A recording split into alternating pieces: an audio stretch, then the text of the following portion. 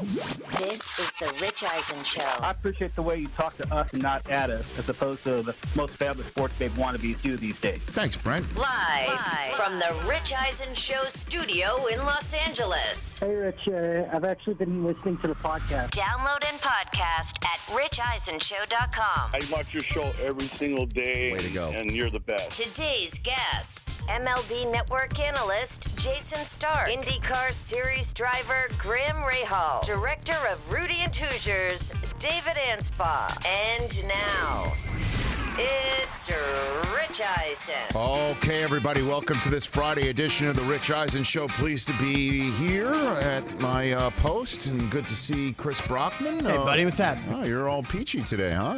It's Golf Shirt Friday. What is it? Golf Shirt Friday. I didn't know that. I just made put it it up. on. Okay, golf. Well done. I just made it up. You missed the memo. You missed the memo, Golf Shirt Friday. Mikey. Yeah, I mean, it's free stuff Friday. it's Free Stuff Friday. I'll even show you. I'll take this off. Be careful. No. Hey, now, easy. Family show. No. Family show. It's okay, TJ. You can walk. TJ doesn't want to walk by. He's like, walk by in the back. It's okay, TJ. There you go. Wave to everybody at home. There he is. There you go. That's TJ Jefferson. He missed a shot. Did you do the security guard truck?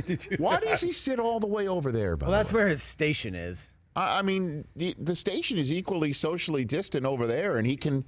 I was thinking about this stuff you think about on the way to work. I was thinking about that because TJ has stuff to say. I like when TJ says stuff. TJ has a great perspective on everything. He likes to laugh at my stuff, which is very important for me as the host.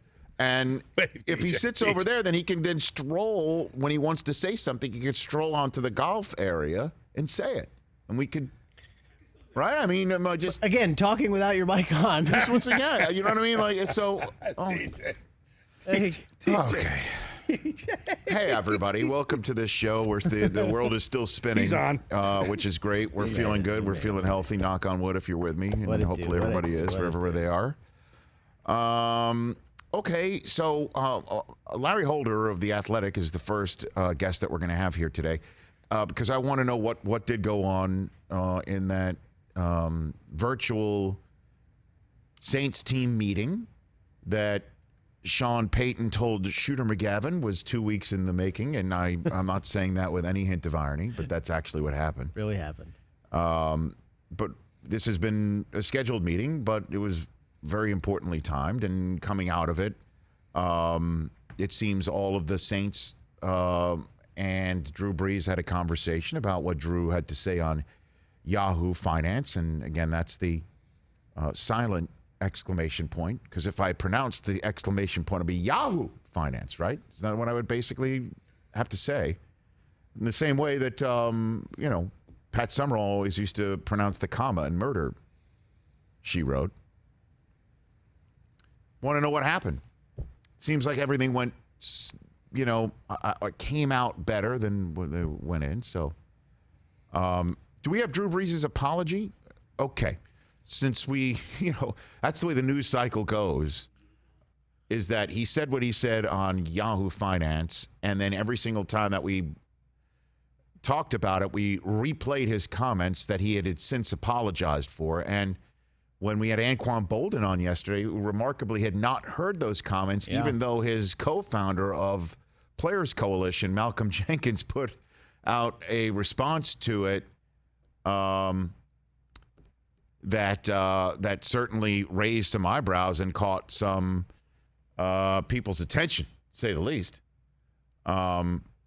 So he hadn't heard it, so we replayed Drew Brees' initial comments. And Drew Instagrammed out an apology with words and dialogue and a photograph. That even people criticized that. So here's his apology. This was his video apology that he posted on @DrewBrees on Instagram, and I'd like to play it. I know there's not much that I can say that would make things any better right now, but I just want you to see in my eyes how sorry I am for the comments that I made yesterday. I know that it hurt many people, especially friends, teammates, former teammates, loved ones, people that I care and respect deeply. That was never my intention. I wish I would have laid out what was on my heart in regards to the George Floyd murder Ahmaud Arbery, the years and years of social injustice, police brutality, and the need for so much reform and change in regards to legislation and so many other things to bring equality to our black communities. I am sorry, and I will do better, and I will be part of the solution, and I am your ally. Terrific. I saw that. I was moved by it, and I wanted to play it for everyone here. And I know there's probably some people out there that thought he was, play acting, or there are definitely some people I know that are out there that don't believe he should have done that because of what he said. Is there a full lockstep agreement with what he said? And I know those people are out there because my comments that I saw, because I see them. I'm not going to sit here and say I didn't see it. I see comments that people post on my Twitter feed as well as our YouTube stream and my video yesterday taking Drew to task for what he said about he would never agree with anybody who disrespects the flag, as if kneeling during the national anthem was all about disrespecting the flag and the anthem and being anti-military, since we knew what the players who were doing it were saying about why they were doing it in 2016 and 2017. They made it very clear that that's not what they were doing. They made it very clear that what they were trying to call attention to is exactly what is now tearing us all apart. And how I was disappointed that he did not either hear it, absorb it, or felt compelled to still say what he had to say, which he has every right to say, every right to feel, but to say it as a person in his position with his teammates, many of them torn up inside, it was beyond inappropriate. So I'm glad he had to say that. And I know so many people said when I said what I said. I see your comments. This has nothing to do with whether Drew is right for feeling that way. He should feel the way that he wants to. He has every right to say it in the same way every other player has a right to say it. We can have a conversation out of it. And clearly it sparked an important conversation between Drew and his teammates and Drew that led to Drew taking to this video.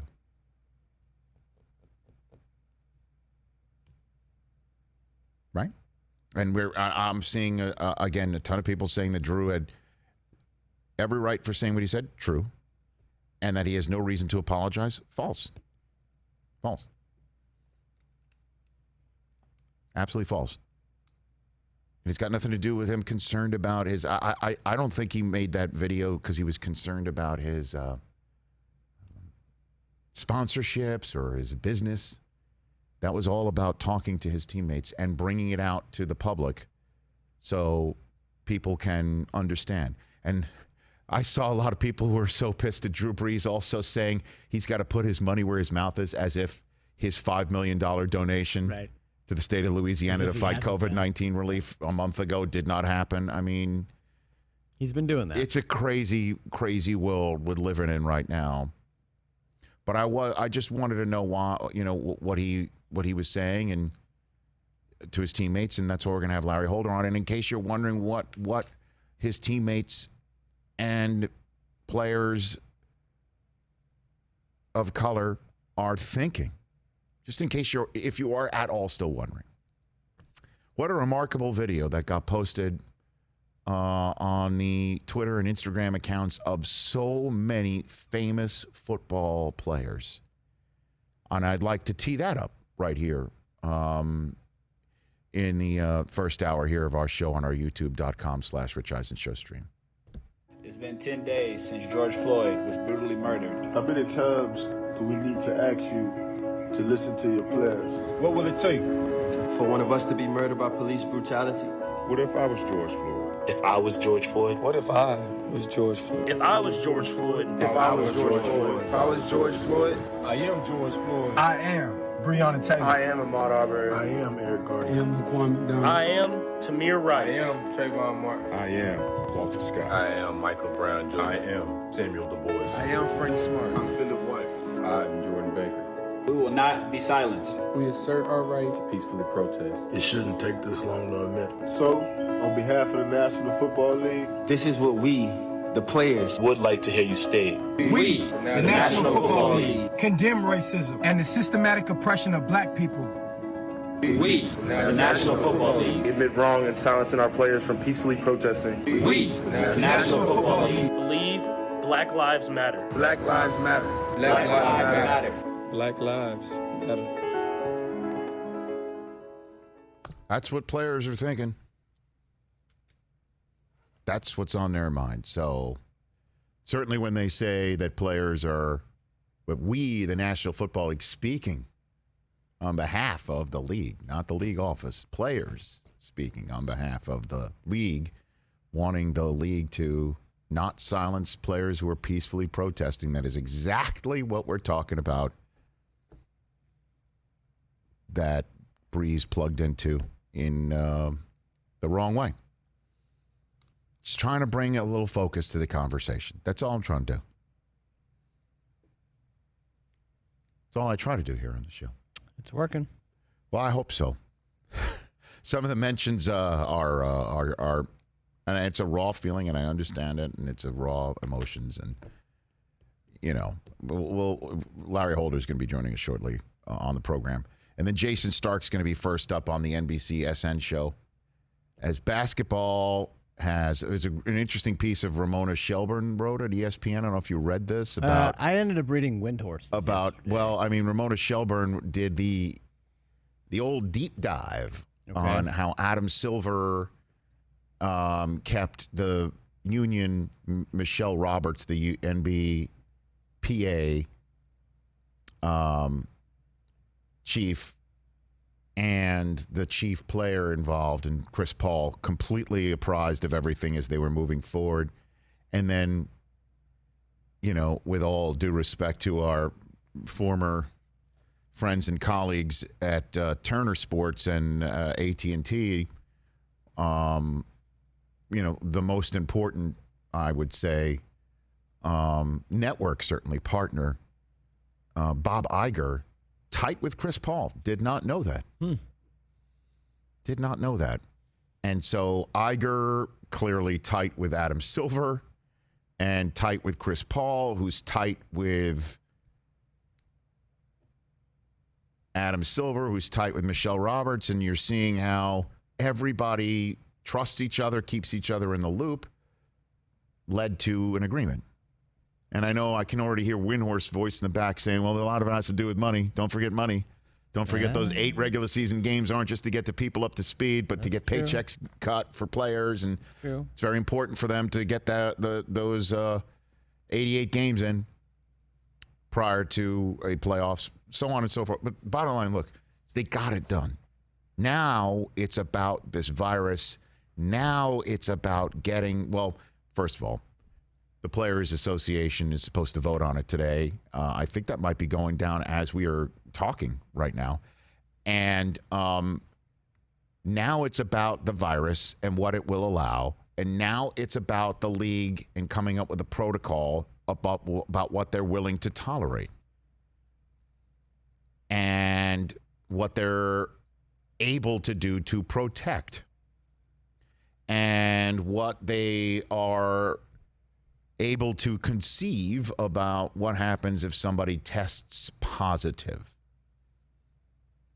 And the science may be allowing for a shorter quarantine period and fewer hospitalizations. And before the regular influenza season returns, the season would be over, right?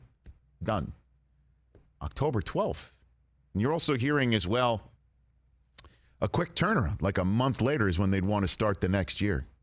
Yeah, it was October 12th and then start the next year December 1st. 6 weeks. Can we just, for a split moment, and we will spend a lot of time on this show in the sports bubble world, because I'm kind of up for it. I know I started again with what we've been talking about quite a bit, which is what's going on in the real world and how it has pierced the sports bubble. and then just you see what's in your Twitter feed, and it's just insane. And I just want to quickly also say, too, hopefully we find out who that friggin' biker was in the Washington, D.C. area who ripped a sign in support of the memory of George Floyd out of the hands of a child. I'm not a fighting man, but if that happened to my 6-year-old daughter, I wouldn't be videotaping. I literally would be throwing hands. And I say that for real. We would be throwing hands. You may come out of it with a bad back again. You know what? I might even with my plantar fasciitis.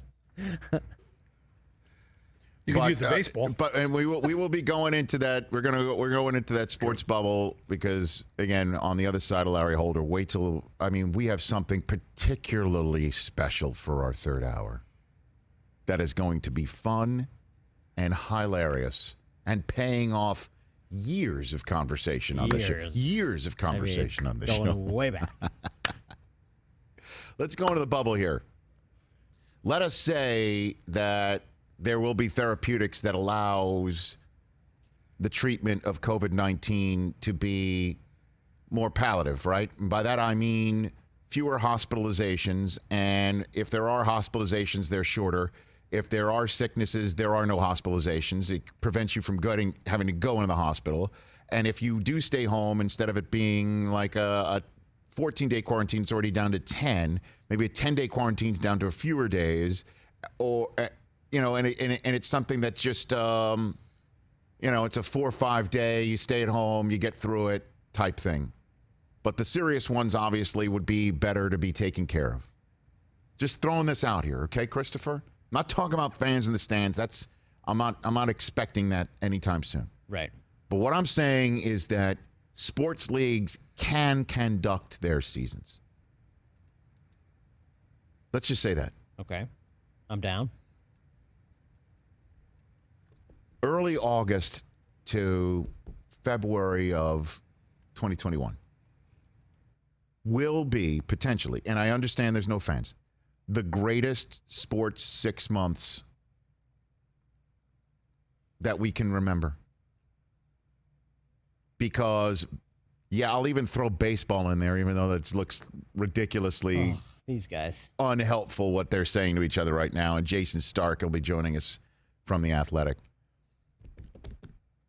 But we're talking about the NHL, the NBA, MLB. Yep. Conducting short bursts of activity that anybody who says there's an asterisk to it, I think Brian Winower said it perfectly. This would be, if the NBA can pull it off, based on the circumstances, one of the hardest championships to ever win. Okay? And the NHL would be the same damn thing, and baseball would be the same damn thing. And then football comes along, college and professional. And in the middle of all that, the finish of the Triple Crown and the Masters and whatever else that golf has postponed into this window. And then the restart of the NBA and the NHL seasons. All in a span of 4 or 5 months. While we all, as a sports-loving nation, appreciate it more because of everything we've taken for granted. I mean it, from the X's and O's of a football game to a sports memory you'll never forget. We'll get to that in a second as well, because last night was not very fun for sports memories. Fun for who? The largest alumni fan base in the United States of America, so that would account for. Is that account true? for. Yep, look it up. Look it up. Look it up. Notre it's Dame definitely wasn't more playing truthful. last It's definitely night, more though. truthful. It's definitely more truthful than Rudy being carried off the Texas field by the not entire team. playing. Definitely more truthful than Rudy being carried off the field than the entire team. I will say that again. Penn State not playing. We're not listening. Oh Rich. gosh, we got so much We to hit. know it really happened. But for the moment, I want to talk to a gentleman who's been covering the Saints for quite some time, and he covers it and talks some football and New Orleans Saints for The Athletic. Larry Holder here on the Rich Eisen Show. How are you, Larry? Hey, Rich, how are you today? I appreciate you taking the time because I want to find out best I can as to what happened yesterday when Drew Brees and the Saints met virtually. What happened yesterday? Best you can tell, Larry. Well, look, I think the process even started before they met, where Drew Brees put out his apology publicly on Instagram. You started seeing players on the Saints respond positively to that.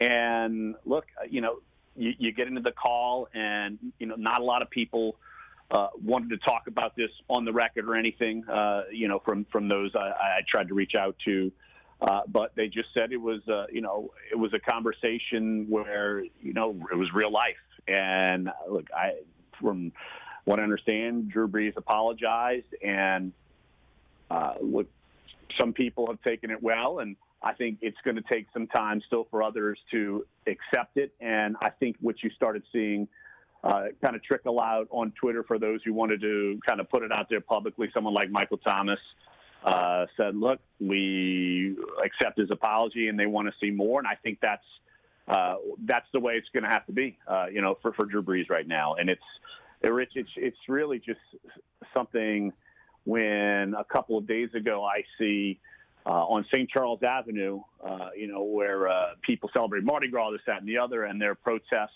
and there's video of bleep Drew Brees.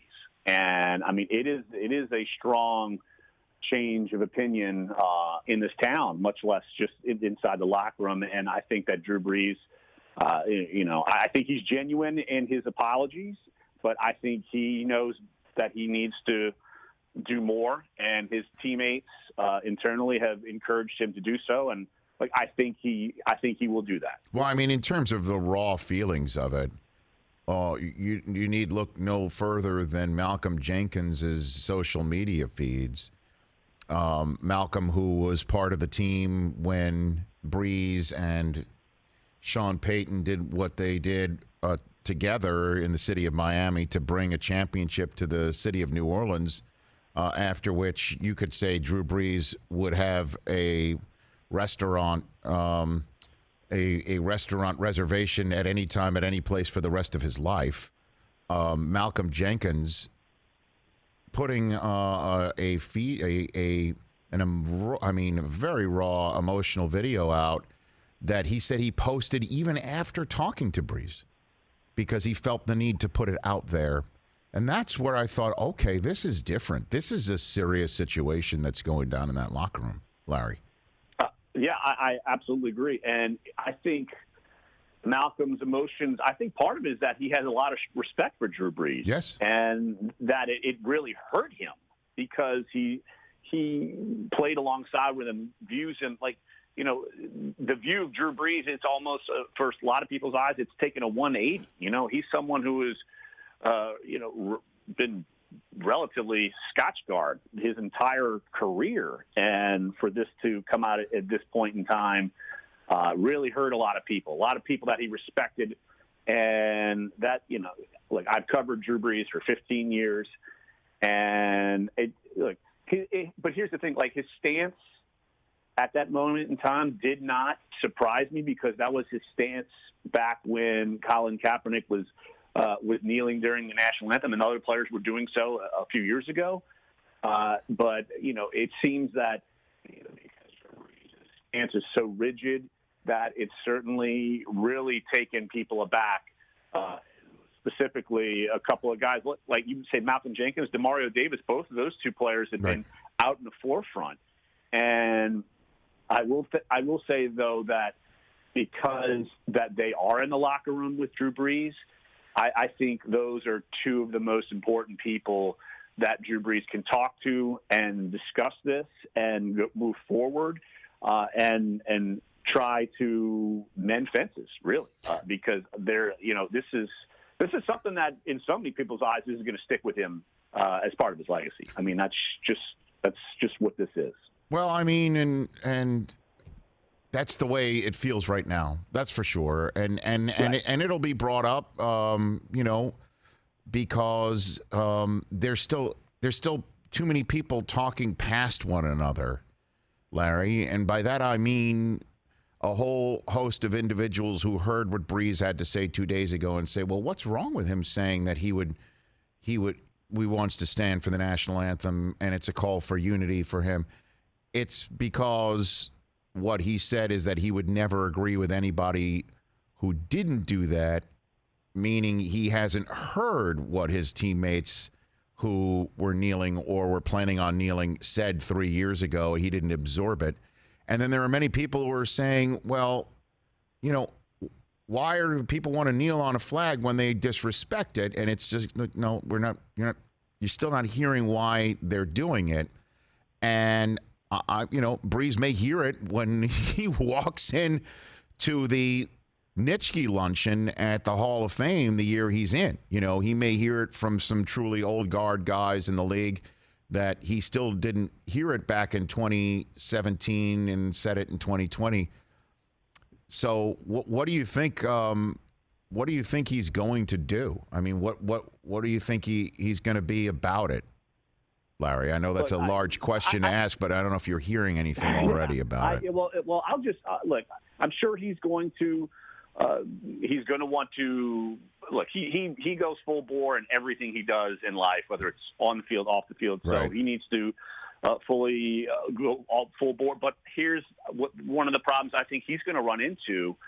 Look, he's going to get some of the respect within his locker room back. I'm sure there are going to be people even in this side of the locker room who are thinking, well, all right, good thing this is Drew Brees' last year, and then we can move past this. I mean, there are probably people thinking that.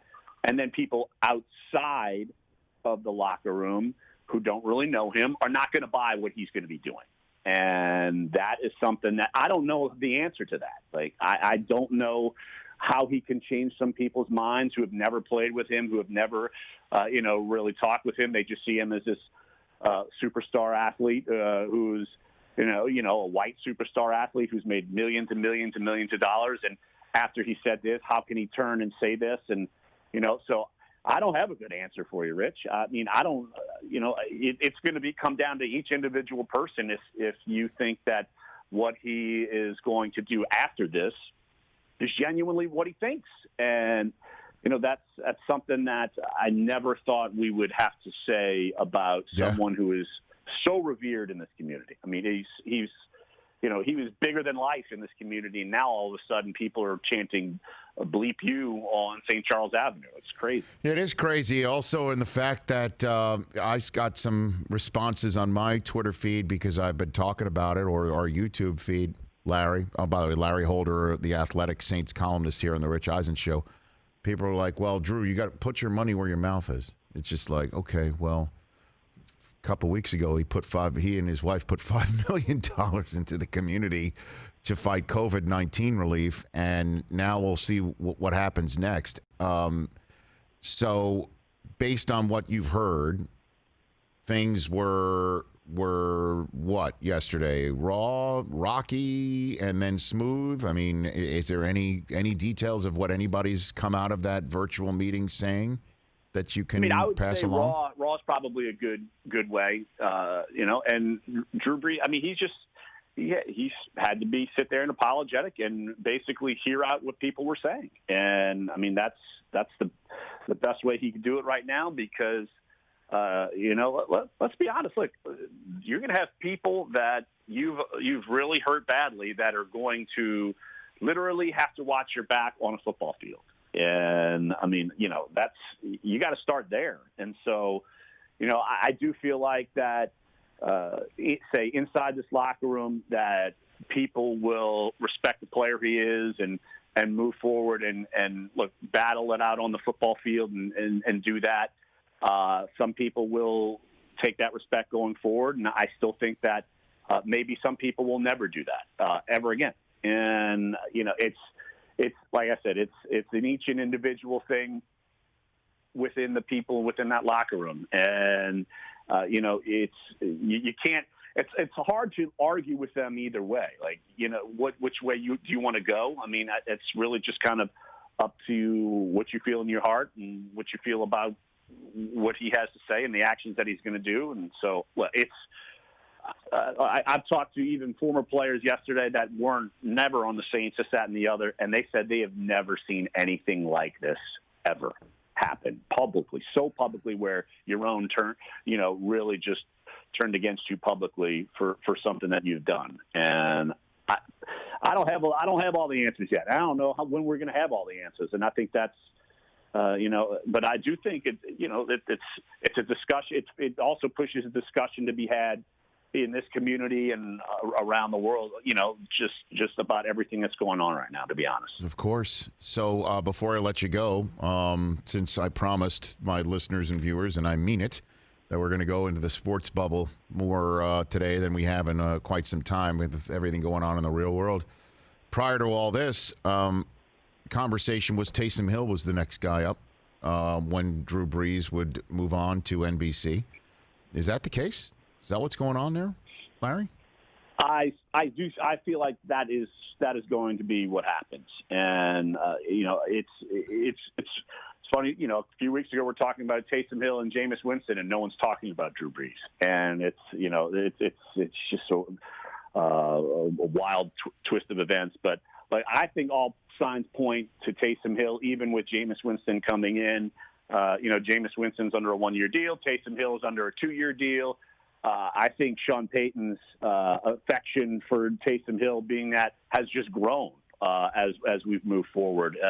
And I think Jameis Winston, is someone that they look at as like Teddy Bridgewater, who comes in, and if they need him just in case, if something would happen to Drew Brees and he would get injured or something like that, that Jameis would be the same thing as Teddy Bridgewater, and Taysom Hill would assume the same role. But Sean Payton is extremely confident that Taysom Hill can be their guy once Drew Brees is gone. And I'm still under the assumption that this is Drew Brees' last year.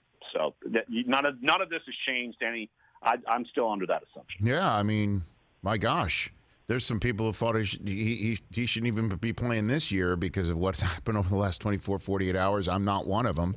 But you're hearing, I believe Shannon Sharp said that Drew should retire and that he's not welcome there anymore or shouldn't be, regardless of his apology. If you go look at the likes of that tweet of Shannon Sharp, Marshawn Lattimore liked the tweet, like that Drew Brees should retire. So I think that kind of partially shows you that not everything is smoothed over yet. So, just that in and of itself is just a small sign that not everything is completely smoothed over. So then, and who knows when it will be. I know, Larry. I mean, my gosh. So, and especially since it does not appear that any face-to-face conversations are going to be had in the NFL until training camp hits. What are you hearing about that before I let you go? Certainly in the state of Louisiana, New Orleans was a considerable hot spot back in April, as many cities and municipalities were. What are you hearing about the Saints and a playing season? Because Brady versus Brees is going to be a week 1 contest that the whole free football world is now definitely going to be tuned into. We knew they'd be beforehand, but for sure, lots of interest to see how Brees looks with his teammates in that game.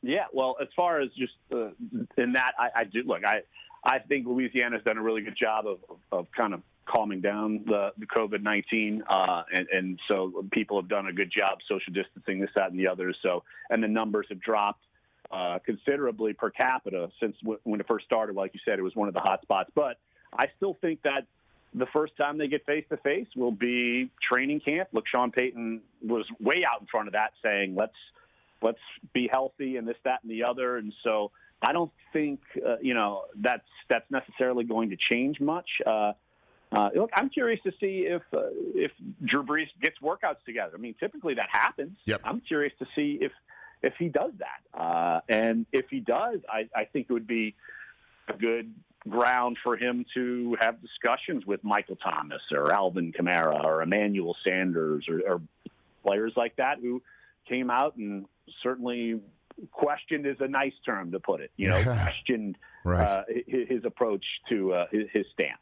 Well, it does sound like something Brees would do, right? Like, hey, let's send a plane and get everybody going. I would think that is something that he would do, yeah, but we don't know yet. Thanks for the call, Larry Holder, once again. Thanks for coming back on. Thank you. Rich, appreciate you having me once again. You got it. That's Larry Holder, The Athletic.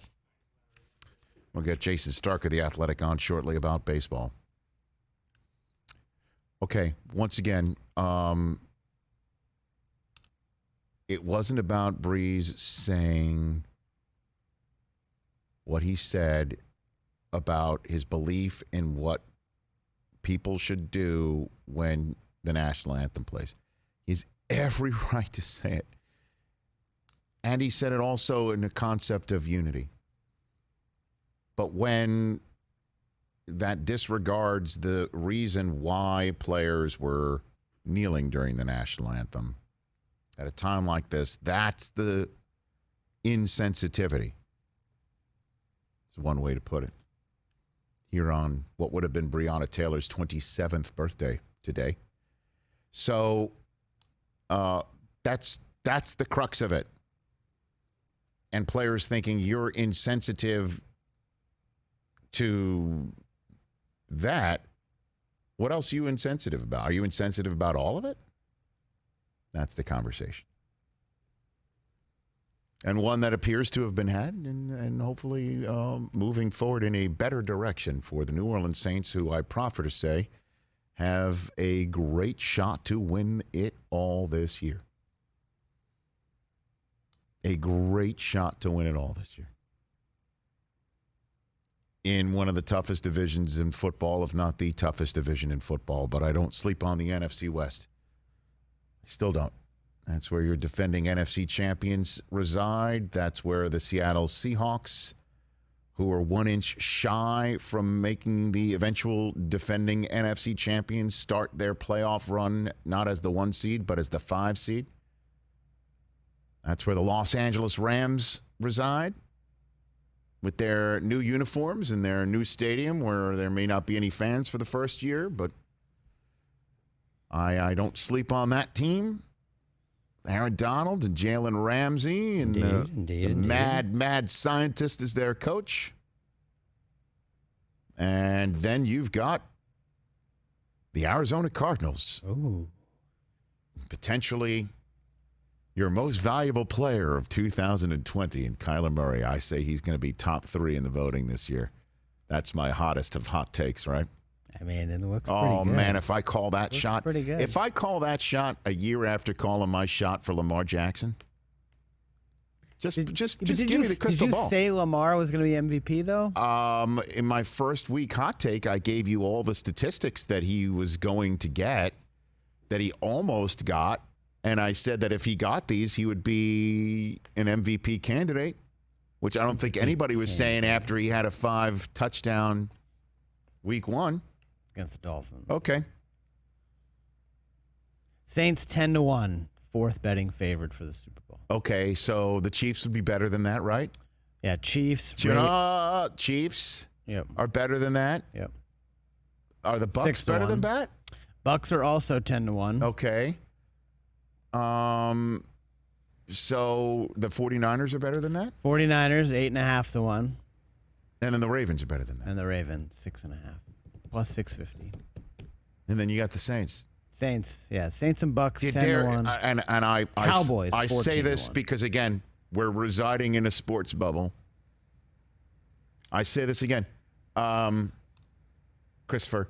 Did their odds decrease based on anything that Drew Brees said over the last 24, 48 hours? And people are now factoring in dissension?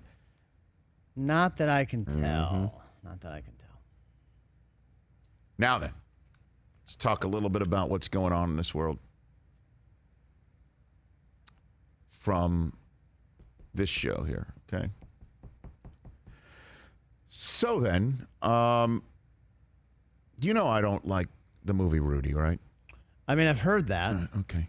I say it because I'm a Michigan guy, and Graham Rahal's coming on as IndyCar returns this Saturday night, by the way, on our friends in the Peacock Network. And we'll talk to Graham, and he's an Ohio State guy, and we always go back and forth, and so on and so forth. And so I just like slagging on the film. And I don't know why it came up. Understatement. Because again, like Notre Dame doesn't. I don't want to unpack it all here because I'm going to have to unpack it again in about 20 minutes time. Right. Just kind of say. Well, I can repeat it too. You know, So I've slagged on it quite a bit. And I don't know why I did. Good amount. I don't know why it came up a couple weeks ago, but it just did again. And I slagged on it really hard. Yeah, you basically compared it to Game of Thrones as being fantasy. Fantasy. It's just it's just as much fantasy as Game of Thrones. Like they should have a dragon come out and breathe fire. Right. The only thing missing are the dragons. Yeah. Okay. Oh. And there is Sean Astin as Father Kavanaugh. As Rudy. Father Kavanaugh, yeah. Played by the actor Robert Prosky, who many people remember from Hill Street Blues. He was also the owner in The Natural, who offered the bribe to Mr. Hobbs. Excellent actor. That's a beautiful place. Unfortunately, my sister graduated law school, I believe, in that exact room. Whoa. Well, we'll find out. That was a true story. We'll find out if they recreated the room or they got to shoot in the room or whatever. Because, interestingly enough, and you love this film. I mean, you love it. You love it. I mean, I watched it twice in the last 2 weeks. Spoon-fed Notre Dame since I was a little kid. Since you were a little child. Saw Montana play in South Bend. Great. Was he carried off the field that day? No, but when they won the Cotton Bowl, just like Rudy. when he won the Cotton Bowl. So, at any rate, the same director and writer, the director and writer for Rudy is the same director and writer of my favorite sports movie of all time, Hoosiers. The greatest sports movie ever, Hoosiers. Okay. Rip that knob off for me. And same director, same writer, David Anspach is the director. He calls my phone the other day. Again, I've known him. Once again, the DNA of me knowing somebody is connected to my wife as well. And so we have talked like maybe a project here or two with him a while ago. So he has my number. Okay. Calls me up. David Anspach calls me up on Monday when we were off that day, taking off that day. Out of the blue. Out of the blue. To tell me that our conversation about Hoosiers and Rudy reached his doorstep. He saw it. So did the writer. So did Rudy. The actual Rudy. Rudy Rudiger. The actual Rudy. The man that was carried off the field. Saw it. Recorded a sack in a game. Now, David Anspach wanted to have the writer Angelo Pizzo join us today. But I told him doesn't really work on the radio to have two guys. Sure. People won't know who's who. Oh, great photograph of Rudy. Look at that. Of Sean Astin getting direction from David right there. And that's David telling him, all right, this scene is just like totally made up. No. So he's like, Sean, be however you think Rudy would have been, even though what we're about to do didn't really happen. I think they filmed it during a BC Notre Dame game. Well, he's got a lot of backstory. Georgia Tech, though, he's got a lot of backstories. He's got a ton of backstories You're right. on both films, and I cannot wait to talk with him. Love it. And wait till you hear what Rudy would like to do if he and I were in the same room. The real Rudy. You're going to love it. The real Rudy. Not Sean. Well, Sean, it's similar to what Sean Astin said to me, and he dropped an F-bomb on this show. And speaking of taking an L, I'm sitting in my office last night. Yep. My home office that people have seen on our Zoom. That's Studio 1.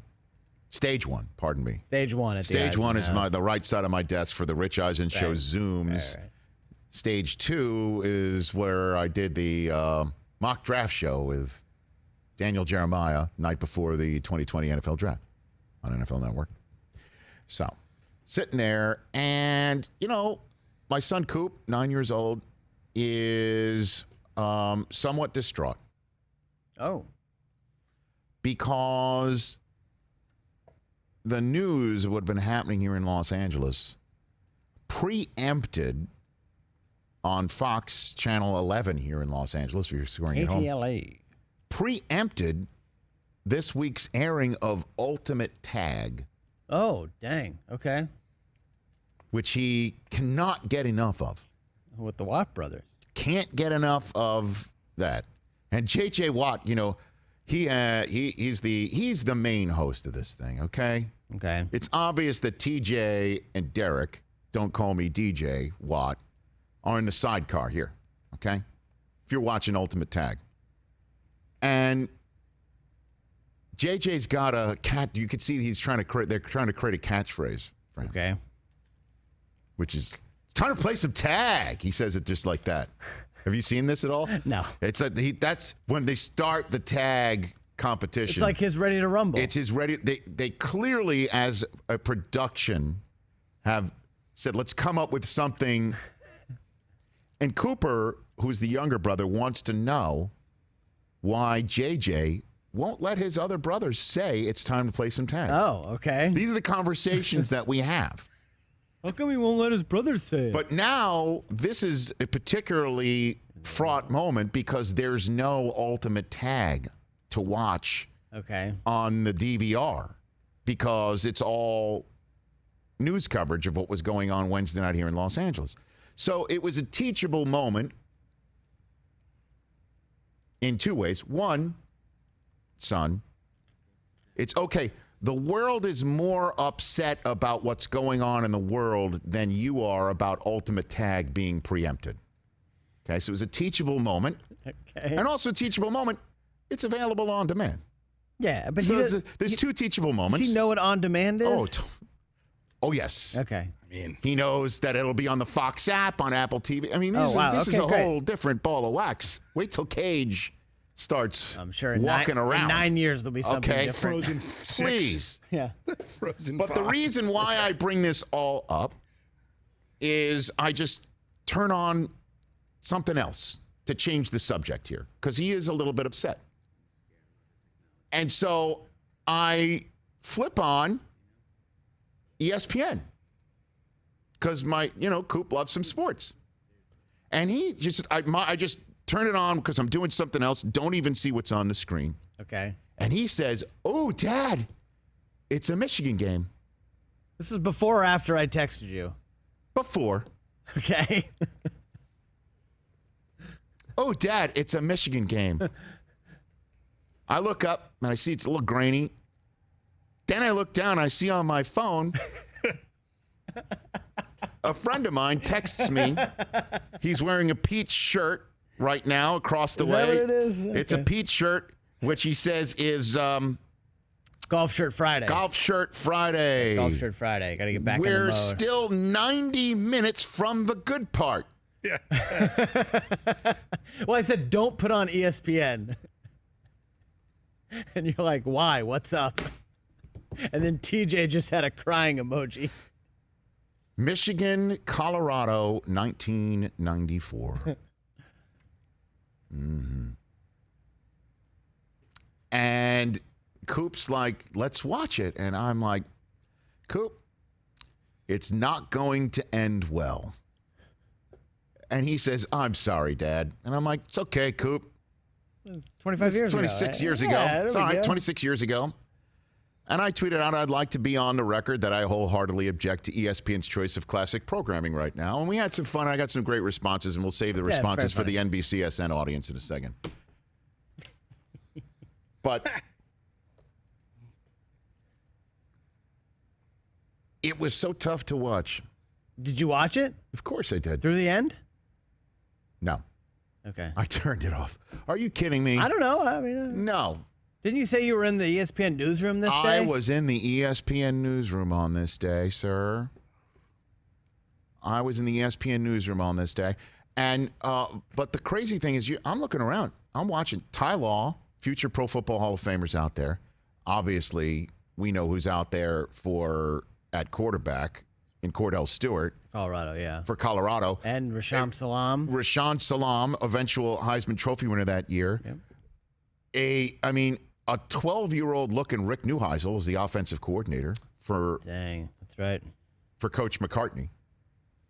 And Gary Moeller, coach of Michigan. Yep. Todd Collins was your quarterback. Amani Toomer scored a touchdown. And Don Bowie, my my executive producer saying we have sound from that game. I don't want to hear Keith Jackson's call from that game. I assume that's what the sound is. Actually, we don't know what the sound is. Mike, we don't know. Let's just play it. Stewart with time. Lets it go. He's got 3 people down there. The ball's up in the air. Caught. Touchdown. Caught by Westbrook for a touchdown. Incredible. Wow. I didn't know that was coming. What a play. Man. So here's what I'd like to ask people to do. Because, it's so tough to write. It's 26 years later. It's still too soon. That's how painful it is. And remarkably, for Michigan, it might not even be my most painful moment. That's just what it is to be a fan. But I'm wondering what's your most painful sports moment that you can't get over? What is your most painful sports moment? Because that's way up there for me. Watching the Seattle Mariners beat the Yankees in that 1995 playoff series that wound up being Don Mattingly's last game as a New York Yankee. Right. That caused me to sit at home and turn off the lights for minutes on end. But that right there, I mean, and again, I'm unpacking this now, to use the television and radio phrase, and I'm gonna repeat much of this at the top of the NBCSN show. And I'll use this moment as a sort of a top of our third hour, Chris. We'll have a news update. That's where we'll play the Brees sound and okay, great. Whatever else we can put together for a news update. Prior to David Anspaugh joining us, and again, Jayson Stark's going to join us in the middle of the first hour on NBCSN, and next hour, Graham Rahal. We'll have some fun with him. So, and we can ask Graham Rahal what his worst sports moment would be. And I think it probably has to be when Ohio State lost to Miami in that national championship. No, wait a minute. There was a flag on the play to bail their asses out. Phantom. I'm just, you know what I mean? Yeah, talk it out. What do you have on your mind? Yeah, Mike, hit the music. It's time. Start now. Bench. Sit down and be quiet. Or cut. What is this? All right. Your most painful Michigan loss, start, bench, cut. The Michael Westbrook catch, the Hail Mary there, the Appalachian State loss, or the Michigan State, the fumbled punt snap return for a touchdown. Start, bench, cut. Your most painful Michigan loss in the last 25 years. Think about it. We're going to marinate it. Yep, Let this marinate for like an hour and a half. Yep. And then we'll get back to in the third hour. But think about it. Start, bench, cut. I mean, it's the Hail Mary, Cordell Stewart to Michael Westbrook that we all saw last night on the Worldwide Leader. The Appalachian State loss. 1AA Appalachian State at the time. You know what? Or just a few years ago. I so want to work blue right now. A botched punt snap. And Michigan blue. State ekes out a win. Wow. Right now, I really want to work blue. What do you call them? Little brother? Is that what you call Michigan State? I don't call them that. They beat you on a botched little punt. brother. Start, bench, cut. My left eye just started twitching out of the blue, which means, what does that mean? Tension, lack of sleep, or something like that? I don't know what it is. A little sty situation? Definitely not sty. A start. By the way, great band. Sty situation. Sty situation. Opened up.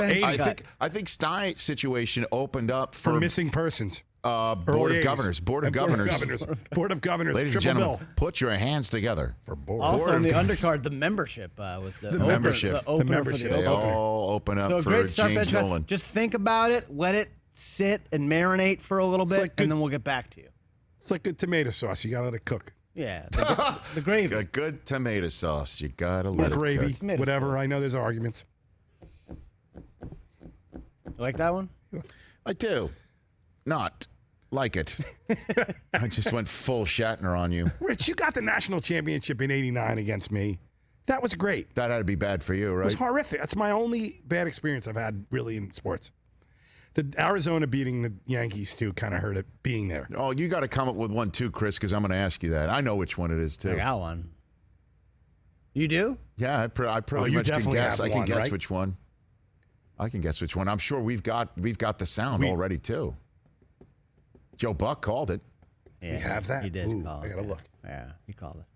That was brutal, man. I can't imagine. I'm just wondering what people would have. 844-204-RICH. Just join me in my pit of misery. That was rough last night. I mean, that was rough last night. And some of the stuff I just could not remember. God bless Sarah. There's 3 minutes left in the game. We're trying to figure out what to watch. You know, Cage is asleep. And I look at her and I go, well, you know what happens in this game, right? Tell me she didn't know. No idea. Oh. So we watched the rest of the game. Hey, I guess I should have at least, comparing for her. To his pass, No, lined up. No. What I'm saying is, like, at least my misery was just one 70-yard pass in the air. It was over in 5 seconds. Hers 28-3 went out. Took an hour and a half playing out in the Super Bowl. Oof. Yeah, and she was there. Oh, jeez. Okay. Now I understand what everybody's got in store for me. Pit of misery. Don't you dare move, everybody. When we come back, we'll have a fun final 2 hours of this show when the NBCSN audience joins us. That'll be in just a couple seconds. 844-204-RICH. Call us.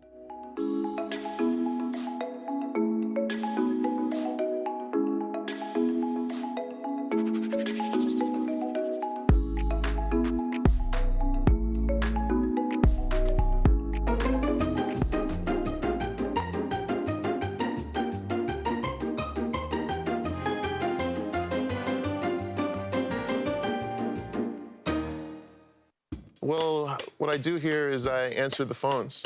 I'm the call screener here. You just have to pretty much, just listen for the phone to ring. And, I have the volume on volume level 3, so I can hear it. My least favorite part of being the call screener is that I get nervous sometimes talking to celebrities. Yes, and it works. It counts? My bad, Marv. Let me put you on hold.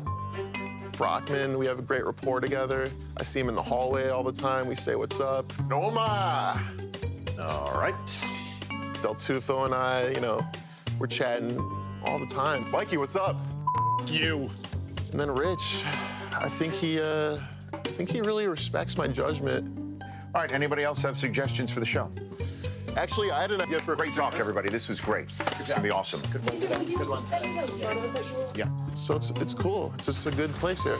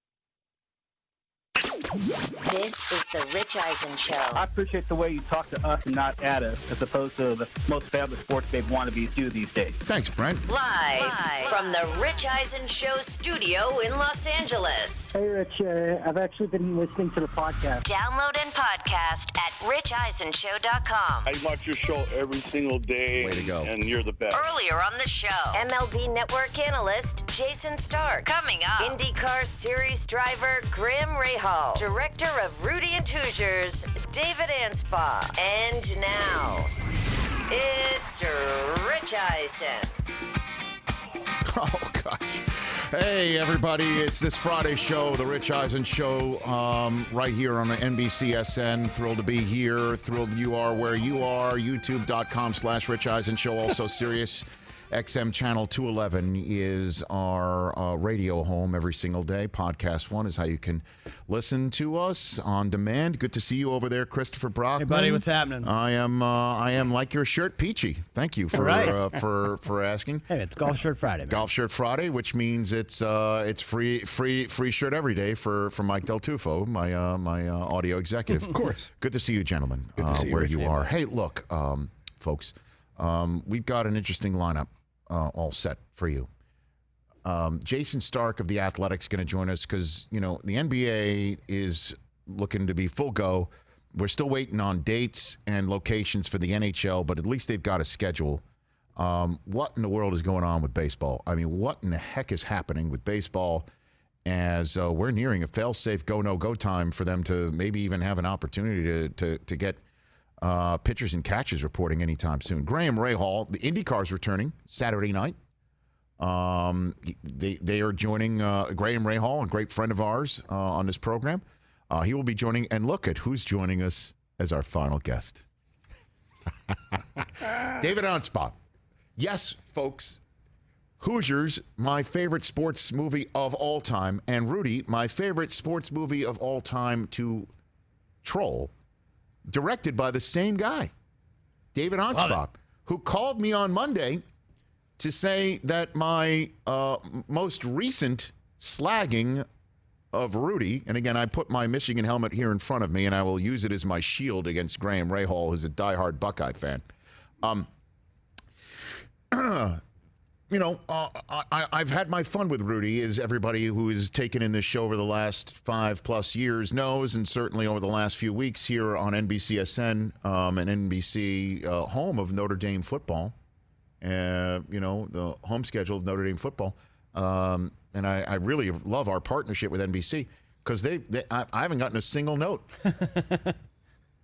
about my chill out with the Rudy. Well, again, my issue with Rudy once again is Notre Dame does not have a monopoly on love of the sport, on hagiography, on nostalgia, they do not have a monopoly on people who are going on a journey of love of the sport and overcoming odds. They don't have a monopoly on overcoming odds. They don't. Touchdown Jesus. They don't. No, I understand. I understand that you got a leg up there. And so you don't have a monopoly on that. And did Rudy really get carried off the field? As I said the other day, as a Michigan man, and I am biased. My first year covering Michigan football for the greatest student publication on the planet, the Michigan Daily, sitting on the 50-yard line. There I was in Michigan Stadium. It was great. Notre Dame at Michigan. Bo Schembechler wound up being his final season. Couldn't have been more excited to be there. And we had divisions of national championships. And a gentleman named Rocket Ishmael ran the opening kickoff right back for a touchdown. And Bo Schembechler says, second half, we're going to kick the ball to that damn Rocket. You're going to put him on as you-know-what. And guess what? Rocket ran for another touchdown. Lou Holtz wins, and it was awful. Awful. I love it. So, yeah, I've got a little bit of bias. So I say that I rent Rudy hoping he pops a quad. And on all of that, I have said that based on a true story, there's never been more heavy lifting by the word based ever. And I was told by David Anspaugh, the director of both Rudy and Hoosiers, he not only heard how much I love Hoosiers, a great film, a beautiful film, a wonderful film. But he also heard me hating on Rudy and told me so many things that I cannot wait for him to bring to this television radio show, as it is known in certain parts of our industry. That another gentleman who has heard me slag on it is named Rudy Rudiger, and apparently he would like to punch my lights out. Oh, baby, that's going to be so much fun in the final hour of the show. So wait for that. And now I'm also calling to action, as they say in this business. 844-204-RICH, number to dial. I'd like your help. Because last night I'm a gentleman minding my own business. Minding my own business. I mean, is that really true? Going about my life. My 9-year-old son looks up at the television screen, which is on the worldwide leader in sports, and says, "Oh, Dad, Michigan football's on." Look up, and I see the 1994 ESPN showing of what was on ABC on that day of Michigan hosting Colorado. And I say to my son, who's just dying for anything to watch sports, live TV, any game, I say to him, "Yeah, we're not watching this." "Why not, Dad? It's Michigan football." Doesn't end well, Coop. Does not end well. Then I look down on my phone, and I see Mr. Pete's golf shirt over there texting an entire text chain of the entire Rich Eisen show staff saying, "Don't turn on ESPN, Rich, no matter what you do." And then has the audacity to say, "We're 90 minutes from the good part." The good part. The good part. I own the greatest place of all Hold on, let me time. repeat this. The good part. You know, I texted you. It was like early third quarter. ESPN allowed a 4-hour window to reshow this game. You know, it was like 7:15. I figured 90 minutes from the good stuff. So I tweet out, "I'd like to be on the record that I wholeheartedly object to ESPN's choice of classic programming right now." And I got a whole bunch of great tweets in response. I screen grabbed one, which I asked my executive producer, Don Bowie, to put up here. Because, you know, a lot of people like having fun at my expense. And so, you know, I reach out to Chris Fowler, as a matter of fact, who was hosting this. And I text him, "Michigan currently has a 12-point lead on Colorado with 5 minutes left and the ball." Forgot that was on, even though he interviewed Tyrone Wheatley and Cordell Stewart separately on Zoom for it. "The lead seems safe. I wouldn't worry about it. What are the chances?" Oh, and you know what? Fowler. Oh, Fowler. I thought about this. That's I'm like, amazing. "Chris, you're at my wedding." You know what school he went to? Colorado.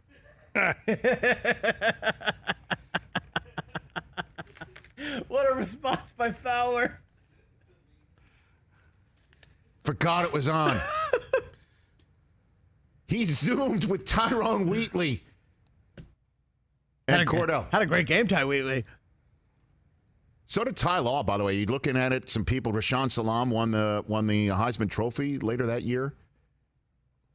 Seeing Rick Neuheisel look like he was 12, the offensive coordinator for Colorado. And I forgot, Cordell Stewart fumbled the ball going into the end zone down 12 with 5 minutes to go. Michigan got the ball back. That was when they placed the ball on the 35-yard line when you fumbled into the end zone. The 35 with 5 minutes to go.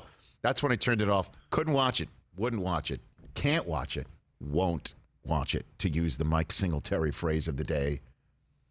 And here's, you know, where were you on that day? Where were you on that day? Do you remember where you were on that day? Here's where I was on that day. In 1994, a young guy fresh out of the Medill School of Journalism at Northwestern University, hoping to get a job in sportscasting. I was driving around upstate New York looking for jobs I'd already applied for, walking into newsrooms, just knocking on the door to say, "Hey, I sent my resume to you, news director A, B, C in Utica, New York."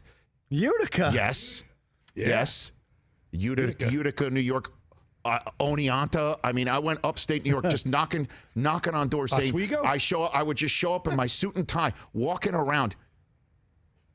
And I also, because I had met an agent through being in Redding, California, where I was hoping to be eventually, and I had just finished up my internship at the CBS Evening News in New York City. The CBS Evening News with Dan and Connie Chung. Oh, yeah. Yes, the reason why I bring that up is the executive producer, a gentleman named Eric Sorensen, was best friends with Keith Olbermann and said, hey, I've got a young intern here who would like to meet you. He wants to do sportscasting, would love to wind up on SportsCenter one day. Will you see him? And the answer was yes. Here I was in 1994, had a chance to go to ESPN. First day I ever set foot on the campus of ESPN was on this day. I met with Keith Olbermann, met with him, and then a fraternity brother of mine who had already gotten a job at ESPN as a producer named Phil Green says, stick around, Rich. Stick around because Michigan's playing Colorado today. Let's watch it. And I watched it on the campus of ESPN, and in that very moment, where I was so thrilled that my future could actually be happening. I just met with Keith Olbermann. I have an in here. I can use this potentially as a leg up one day, not knowing I actually was going to be hosting SportsCenter with Keith about a year and a half later after a stint in Redding, California. There I was at ESPN, loving life until Cordell Stewart threw it 90 million miles in the air to Michael Westbrook and somebody doesn't knock it down. And all stop Stewart it with time. No. Lets it go. He's got three people down there. The ball's up in the air. Caught. Touchdown. Caught by Westbrook for a touchdown. Incredible. Yes, Keith Jackson, incredible. And guess what I wanted to do on that spot? What every single human being who's gutted by their favorite team losing a big game like that in a manner that is so beyond the pale impossible. I wanted to turn television sets off. Unfortunately, I was in my dream spot of ESPN, and there were 90 million television sets, and I didn't have a single remote control on. What did you do immediately after? I don't recall because I probably blacked out. I just remember saying, here I am at ESPN. This is amazing. Oh, my God. Look at this place. I've been dreaming of coming here. So I just had an informational meeting with Keith Olbermann. And here I want to turn every television set off. I want to go home and I want to roll up in a fetal position and cry. Chris Fowler, what are the chances? Thanks, Chris. That's fantastic. What are the chances? Three Forgot question marks. Forgot it was on. Ah! The lead seems safe. I wouldn't worry about it. What are the chances? Fowler. Amazing. Voice of college football. Chris Fowler. Sorry, Rich Eisen. Uh-huh. So call me. What's the worst, most gutting loss of your life? 844-204-RICH. Let's gather around. Let's gather around. Man, oh, man. Go ahead, Chris. I know you want to ask it. Go ahead. Go ahead. Bring it up. Go ahead. Bring it up. Our start bench cut. Hit it, Mike. Go for it. I know you want to do it. You did it before. Start now. Bench. Just sit down and be quiet. Or cut. Get out. Okay, very good. Okay, start, bench, cut. Rich, think about it. Don't have to answer now. We can let this marinate for about 80 or 90 minutes. Worst Michigan loss that you've experienced watching on television. The Cordell Stewart play. Are you getting me wound up because I've got the director of Rudy on later on? Are you Yes, getting me I really up? want you full-throated when we talk to David Anspaugh here. So, start, bench, cut. Worst Michigan loss. The Cordell Stewart Hail Mary play. How about September 1st, 2007 against 1AA App State, a 24-yard field goal scores the upset for Appalachian State 34-32, or October 17th, 2015, not that long ago. Michigan lines up for a punt, seemingly to end the game. Oh, no! Fumbled snap. Oh, stop. Recovered by the Spartans, stumbling into the end zone. 27-23, walk-off fumble return for a touchdown win for Michigan State. We're going to ask Graham this as well, because I know that he has. I'd rather talk about a Tim Wakefield pitch to Aaron Boone one day. I'd rather do that. Great. How was your World Series championship that year? Oh, right. You guys didn't win. I'd love to talk about that moment. Well, unfortunately, not the Chris Brockman show, so you have to answer this question later on in the program. Start, bench, cut. Just think about it. You know what? It's the first time during the classic re-airing of games that I was on the end of I don't want to see this. I was on the end of like, why the hell do I want to see this? Why do I want to see this long setup? As great as it was to see, Amani Toomer in a Michigan uniform. Yeah. By the way, best Michigan Michigan player name in the history of Keith Jackson. Tyrone Wheatley. Because he would pronounce the H in Wheatley. Wheatley. Wasn't Wheatley. Wheatley. Tyrone Wheatley. Didn't you have some Biaka Batuka? Well, we had a little Tim back Biaka, there, but too? still. Tim Biaka Batuka was the guy I believe they kept running into the line to try and run the clock out, getting the ball back with 5. I don't even want to talk about this, but I will today. Yeah, not a great 2-minute offense by you guys at the end of that game. How the hell did I mean 5? I forgot Cordell Stewart fumbled into the end zone with 5 minutes and change to go. Lead seems safe. Lead seems. What are the chances? Oh, yeah, the kid, the meme guy. Boy, that poor kid. That poor kid just showed up to Michigan football that day against Michigan State having no idea. I'm going to be up there with crying Jordan for the rest of my life. No idea. The only thing missing between him and Bartman is he didn't interfere with the ball and wasn't wearing headsets. Other than that, that's like the Steve Bartman of Michigan football right there, that kid on the right. I don't know his name. Don't know his name. If we can find out. And Appalachian State, you want to get DJ on the horn? Daniel Jeremiah loves talking about By the way, I am definitely, and we'll take a break and we'll get Jayson Stark on the horn and then start taking your phone calls. I am definitely one of the few broadcasters who is not going to say anything but Appalachian State.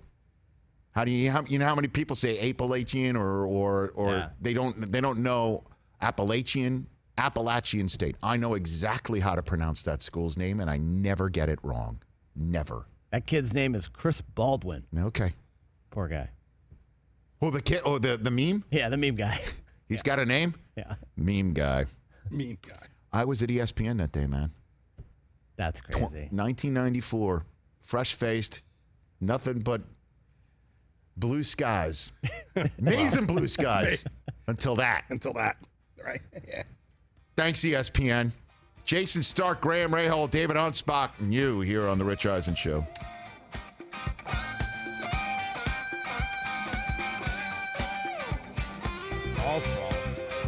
Okay, I mean, do we want to take some phone calls here? Let's take a phone call here. Yeah, you call it out, Chris. I can't even bear to do it. You call it out. Who do you want? Who do you think? Who do you like? What do you got? Oh, this is a great one. Let's go to Jesse in Roanoke, Virginia. Jesse Line 5, go.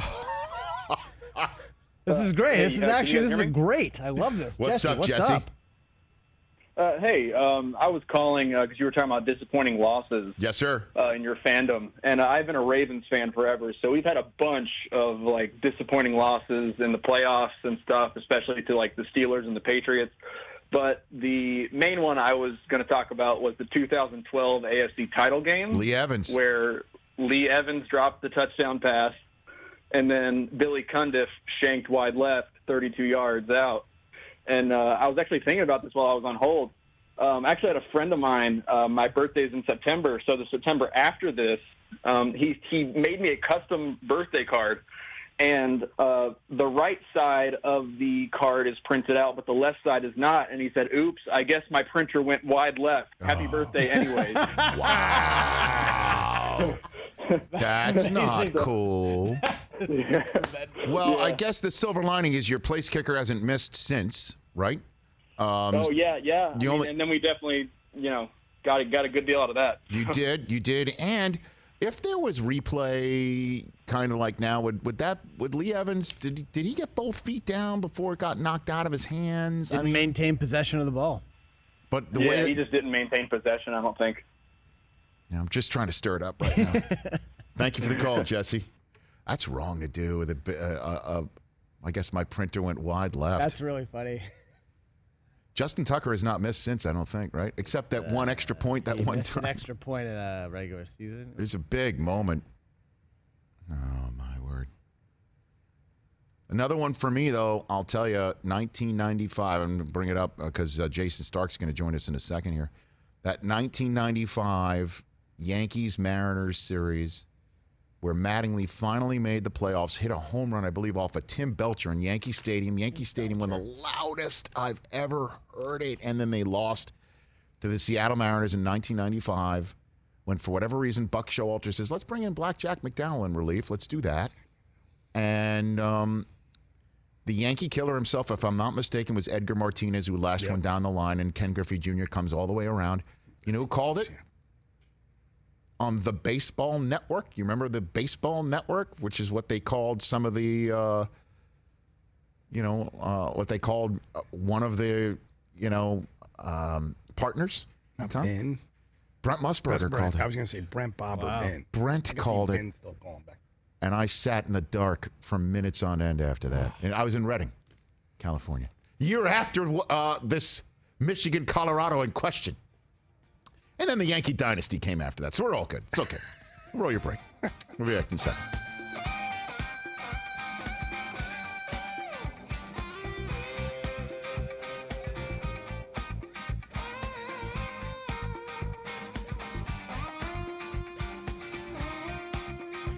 Eight 844-204-RICH, number to dial. We're going to take your calls because, yes, I was just watching, last night, minding my own business. Michigan, Colorado from 1994 was on ESPN, and I did not watch the end of it. I could not watch the end of it. I refused to watch the end of it. I don't want to see the end of it. Graham Rahal, IndyCar Racing's returning tomorrow night from Texas Motor Speedway. He'll be joining us in about 20 minutes' time, and he will revel in this because he's a diehard Buckeye fan, and he loves making my life miserable. But I love him. And joining us right now, because man, we would love baseball memories, new baseball memories this coming summer. And the question is, we're going to get it from MLB Network as well as Jayson Stark. Joining us right now is none other than from The Athletic and from MLB Network, Jayson Stark joining us right now. How are you, Jayson? Rich, I'm doing well. It's strange times, but we're all healthy here, so that's good. How are you? Well, I'd love to see some baseball this summer. What in the heck's happening right now, Jayson? As you and I are hearing how the NBA's going to move forward, and the NHL has at least a plan on what it would look like when they can figure out the where and when, and the NFL is ready to roll. The question is how. Baseball is so far afield from that. Where is everything right now on that front? Well, I mean, the vibe I'm getting right now is they're determined to play. And if that means there's no deal, then Rob Manfred will just announce a schedule. I don't know if it'll be 50 games, 52 games, 54 games, 48 games, whatever it is. They'll announce a schedule. They'll announce players should report June, whatever that is. We'll start playing July, whatever it is. That's going to be the deal. All players must report. And look, that's not a good way to go about this. But if that's what it takes, I'm more convinced than ever that that's what would happen. Is they would just require players to play, and they wouldn't have a lot of choice. So, where do things stand right now, then? In terms of negotiations? Yes, sir. Well, we've seen this movie a million times. I'm tired of watching it, but they're nowhere really. March 26th, they came into agreement. 2.5 months later, and they can no longer agree on what they agreed on, and that just sums up the state of labor relationship in baseball. You've got this situation where owners are saying, we're going to lose millions and millions and millions of dollars, even if we play, if there are no fans in the stands. And you have the union saying, we don't believe that. You're going to have to prove it. Well, they're not going to prove it. that's just not going to happen. And so, like the basis of conversation would assume that at least they understand each other's premise. That's not even happening. So, there've been a couple of proposals swatted back and forth.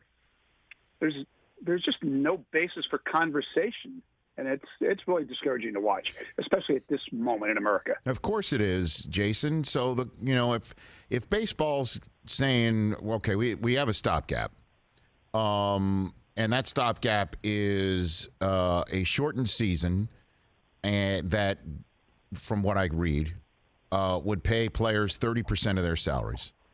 And baseball rejected the players saying, here's something twice the size in terms of schedule that will pay us 70% of our salaries. Well, obviously we're seeing what's in the middle. So why can't they get to the middle? Well, I think the essence of it is this. All right, the union made a proposal on Sunday. I think they knew that the economics would be rejected by Major League Baseball, but there were definitely elements in that proposal that were worth talking about. But in order to talk about it, you'd actually have to have a dialogue, a conversation. And I can think of a million words to describe these negotiations. Conversation is not one of them. If this were a tennis match, it would be like you hitting a ball over the net at me and me looking at it and going, I'm not swinging at that. MLB has not responded and have, they floated this 50-ish game season idea, but have never proposed it and have said they don't plan to make a counter proposal.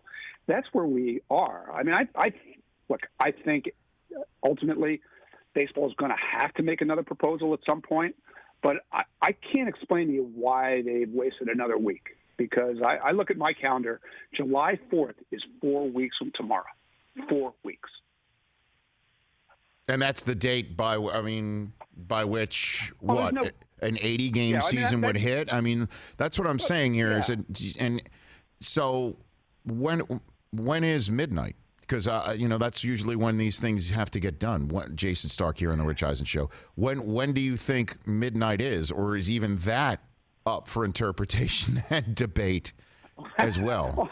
How many games are you going to play? I mean, right. If it's only a 50, 48, 54 game schedule, then you don't have to start that till August 1st, right?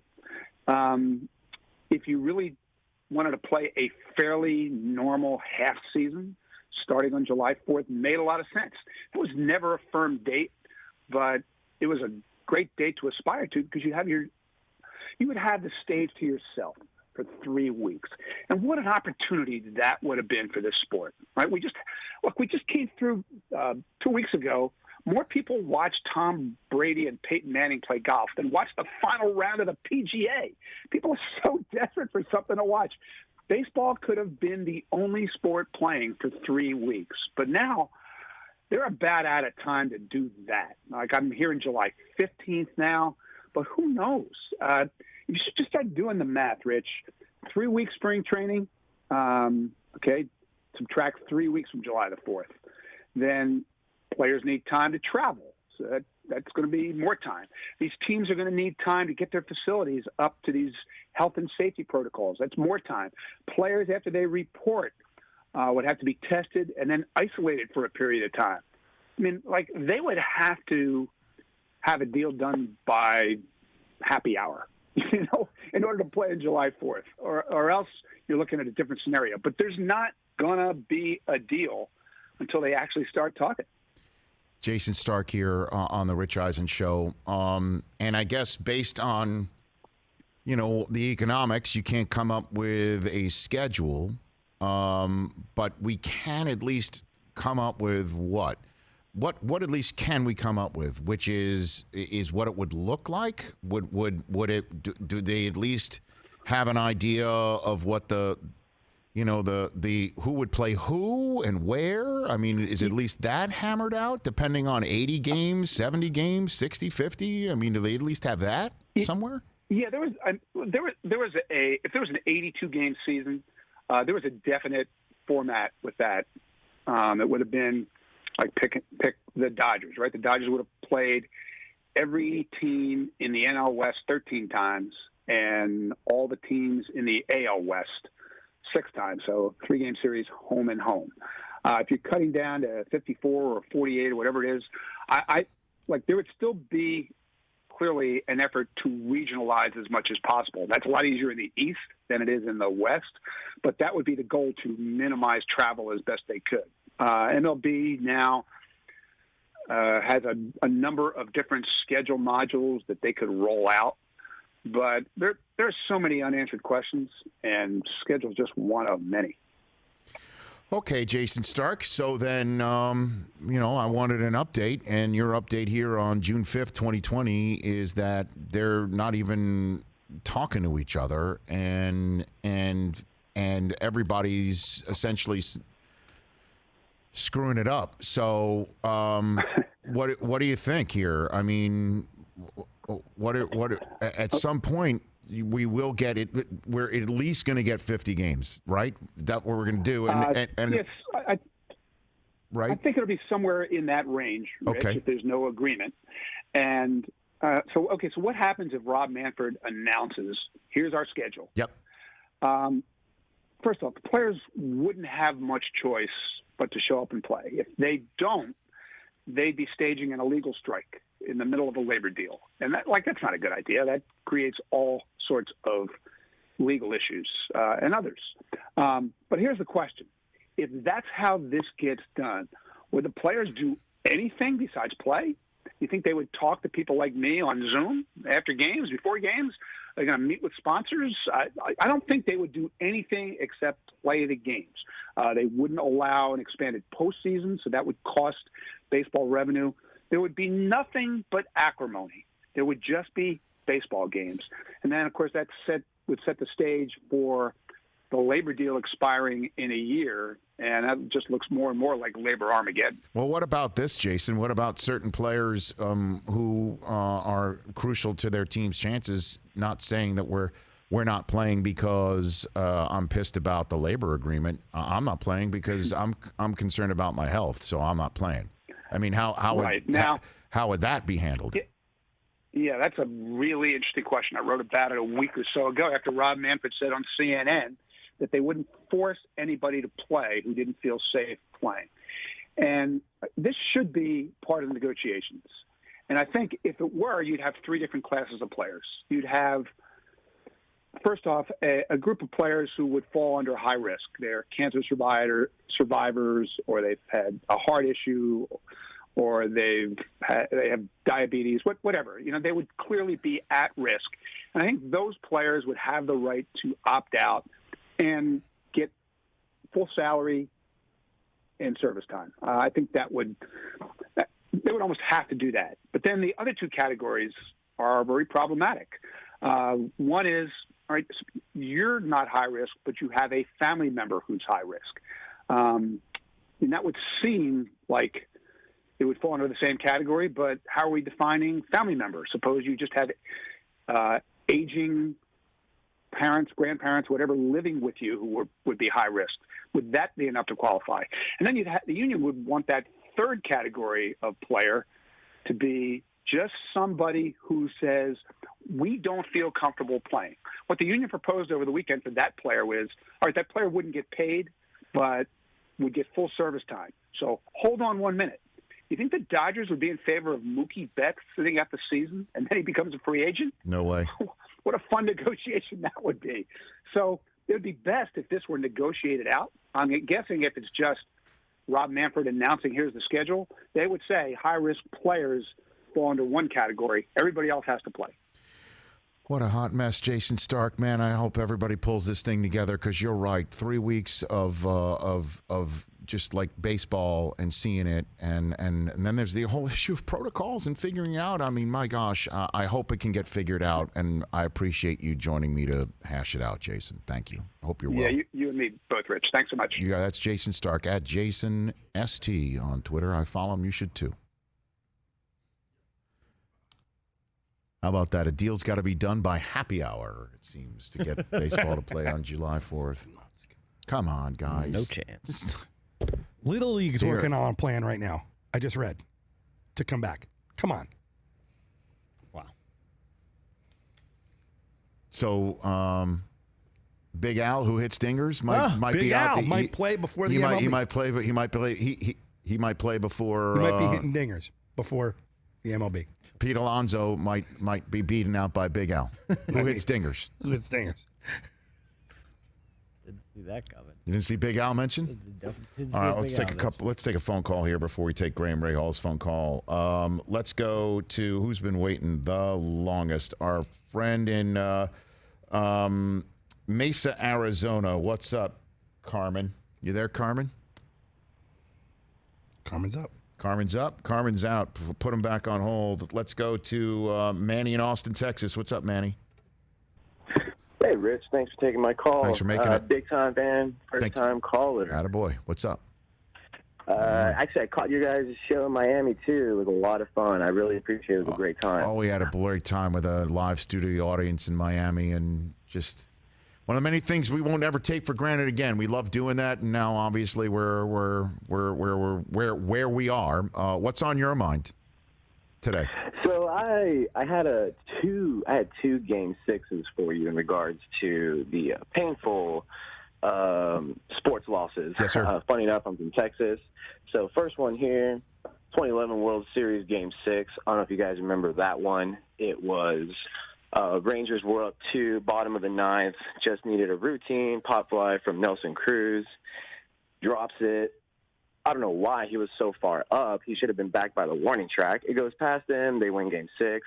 Then they blow Game 7. So that's my first one. Okay. The second one is 2013 Game 6 as well. This is NBA Finals. Ray Allen hits the 3, alters the series. Spurs blow a 10-point lead in the fourth quarter.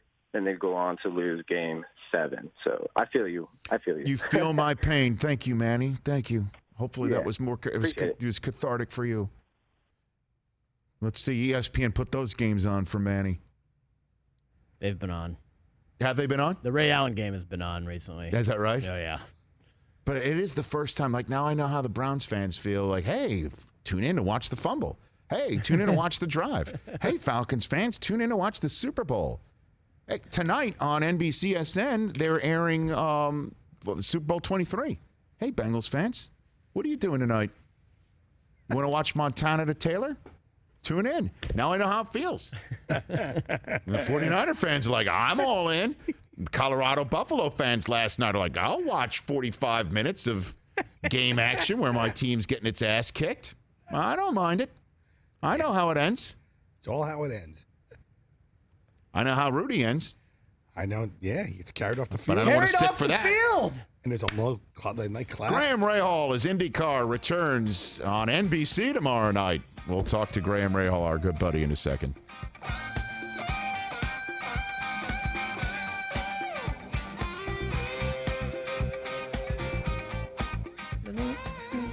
By the way, talk about taking one for the team. How about me having this conversation all day today, huh? Wow, I wasn't expecting it. Let's go to Ken in Kokomo, Indiana. Kokomo, Indiana. Is that what the song's about? No. No? Kokomo was about a... No, Rich, it's about a place down in the Florida Keys. Oh, Exactly. Okay. But that is just sort of a beach or that kind of thing. Anyway, Got it. no, Kokomo is a town about 50 miles north of Indianapolis. Okay. The reason I'm calling out two things. One, just musing here, what about NBC's possible reaction to the Drew Brees situation? Do you think they still want him? I don't know. That'll be a question for other members of the flow chart of the Rich Eisen show. I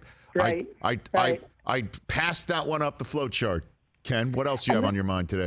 And the second thing is, I think I've got a solution for the 4th and 15 down. I'm listening. Okay. Like Fraser Crane. Yes. I'm listening. Treat the 40-yard line as the goal line and on an extra point. Okay. If the play gains 30 yards, the ball still comes back to the 40. Yeah, didn't Pereira say that the other day? I kind of like that idea, Ken. That's a good one. I saw a quote from Rich McKay a few days ago that says he was concerned about 4th and 15 making the comeback too easy. So that's why I'm suggesting if the play is successful past the 40-yard line, blow the play dead, put the ball on the 40, and first and 10, clock starts on the snap, and you still have 60 yards to go. I like it. Thank you for the call, Ken. That's not a bad. Again, didn't Pereira say that the other day when he was reservoir fishing? He doesn't like it. Didn't like it. Right. But if you stop it at the 40, so you throw a 50-50 ball 45 yards down the field, you don't spot it where it is. And if it is a flag on the play, you don't spot foul, pass interference. Right? Just put it at the 15, just put it at the 40, and then off you go. And now you still have to make a few first downs. Yeah, of course. Right. Still got to make a play. So if there's 20 seconds to go. You still have to go 60 Because, yards. again, how many times off of an onside kick would you still... Didn't I see one onside kick once that in that Giants Vikings playoff game that Seahorn picked up on the fly and ran back for a touchdown? Yeah, like we've seen that. That's happened a couple times, yeah. But not the receiving team. No. You're listening to The Rich Eisen Show.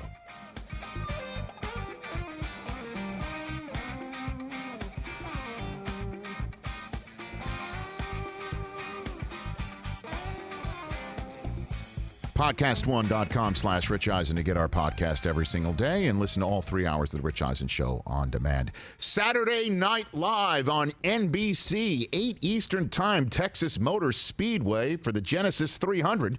IndyCar is back.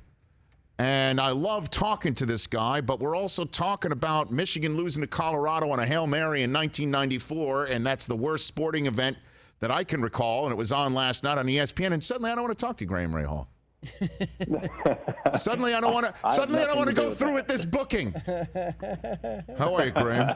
What's up, buddy? I'm good, Rich. How you doing, man? Are you fired up or what? I am.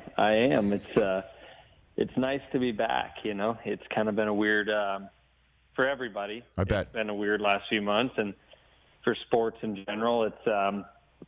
I mean, when the Rudy Gobert thing went down, it was literally the day before our season was supposed to start. Right. And we went from being in St. Pete in the hotel, going racing tomorrow, to canceled race, nothing for 3 months. I mean, had this happened, and 3 or 4 days later, we would have had our first race under our belt. Instead, here we are, and we're getting ready to go. Saturday night, prime time on NBC.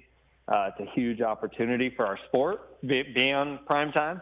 Obviously, we're sad not to have fans in the stands. Right. But, it's good to get some sports back, and racing seems to have been spearheading that right now. And I'm excited to get going. And you're one of 6 former winners in the field, and it's going to be all exciting on that front. And but are you in? You're in the state of Texas right now. You're calling in from right now, correct? I am not. I am in Indianapolis right now. Okay. They're trying. It's a one-day show, so literally we show up tomorrow morning. None of us have tested. Nobody's driven these cars in 4 months. Jeez. You're going to show up tomorrow morning. You're going to practice for an hour. You're going to do 2 laps of qualifying, and you're going to go race on prime time at NBC. So, and this isn't just some normal race. I mean, Texas is the most intense race of our calendar each and every year. So to throw us out, it's like throwing you to the wolves. I mean, throw us out there. In this one in particular, is going to be pretty intense. It's also the first time that Indy cars will have an aero screen. So basically looking like a fighter jet on the ground, a little bubble that goes over your head that's going to keep us protected. So again, that even hasn't been proven out, right? I mean, it's never been in a race yet. So again, going to the most intense place of the year, it's going to be pretty interesting, but we're excited to get back going. And I think give people, whether you're listening to this show, you're a sports fan, period. But, right. Whether you watch IndyCar racing or not, it's a great opportunity for you to tune in and see some live sports on Saturday night. What about health protocol and all that stuff? Walk me through it, Graham. What do you got for me? We all so everybody has to show up a certain amount of hours before first practice. Yep. Typically, we would show up about an hour before first practice as a driver. In this case, we have to show up a minimum of 3 hours early. With that, you go through a health screening. You do what I assume is a swab test, obviously temperature test. Each team gets charter bussed in on separate buses. Each team has been monitoring each other while we've been working at the race shops in limited shift. So we're pretty aware of those guys' current health situations and haven't had anybody that's shown to be positive. whatsoever. So, it's kind of an interesting period of time. It's certainly going to be slower to get us into the track, get all the teams into the track. But they're taking their precautions. Like I said, everybody's going to be tested tomorrow. And unfortunately, if you pop up positive, whether you're a driver, whether you're anybody, you're not going in. Now, they have limited us, so we're only allowed 20 crew members per entry. You think that sounds like a lot? It's not. Typically we can have 50, 60 people go to support our race team on a weekend. Right. In this case, fairly limited enough that a lot of people's spouses aren't going. A lot of the PR staffs aren't going. Just the needed people to run the cars. What about Letterman? Letterman is not, but he did call me this week. And? He told me, all he said, Graham, I heard you're going on Rich's show. Make sure you tell Rich how much I like him. Yeah. And go Bucks. That's what he told me to tell you. That's odd. That's so odd that would be his message, Graham. No, he's doing good. He's just, I think pretty locked up right now. I know he's excited to be watching. Sure. Like I said, tomorrow night, Saturday night. It's going to be great. Kind of a strange time for all of us, I'm right? sure. Including David Letterman. I know. So what do you think? Graham Rahal here on the Rich Eisen Show. Again, 8 Eastern time, live racing, IndyCar Series returns, and then, of all the locations, Texas Motor Speedway up 200 miles an hour. This is a serious track, serious situation, and an exciting return here, and it'll be on NBC at 8 Eastern time and prime time.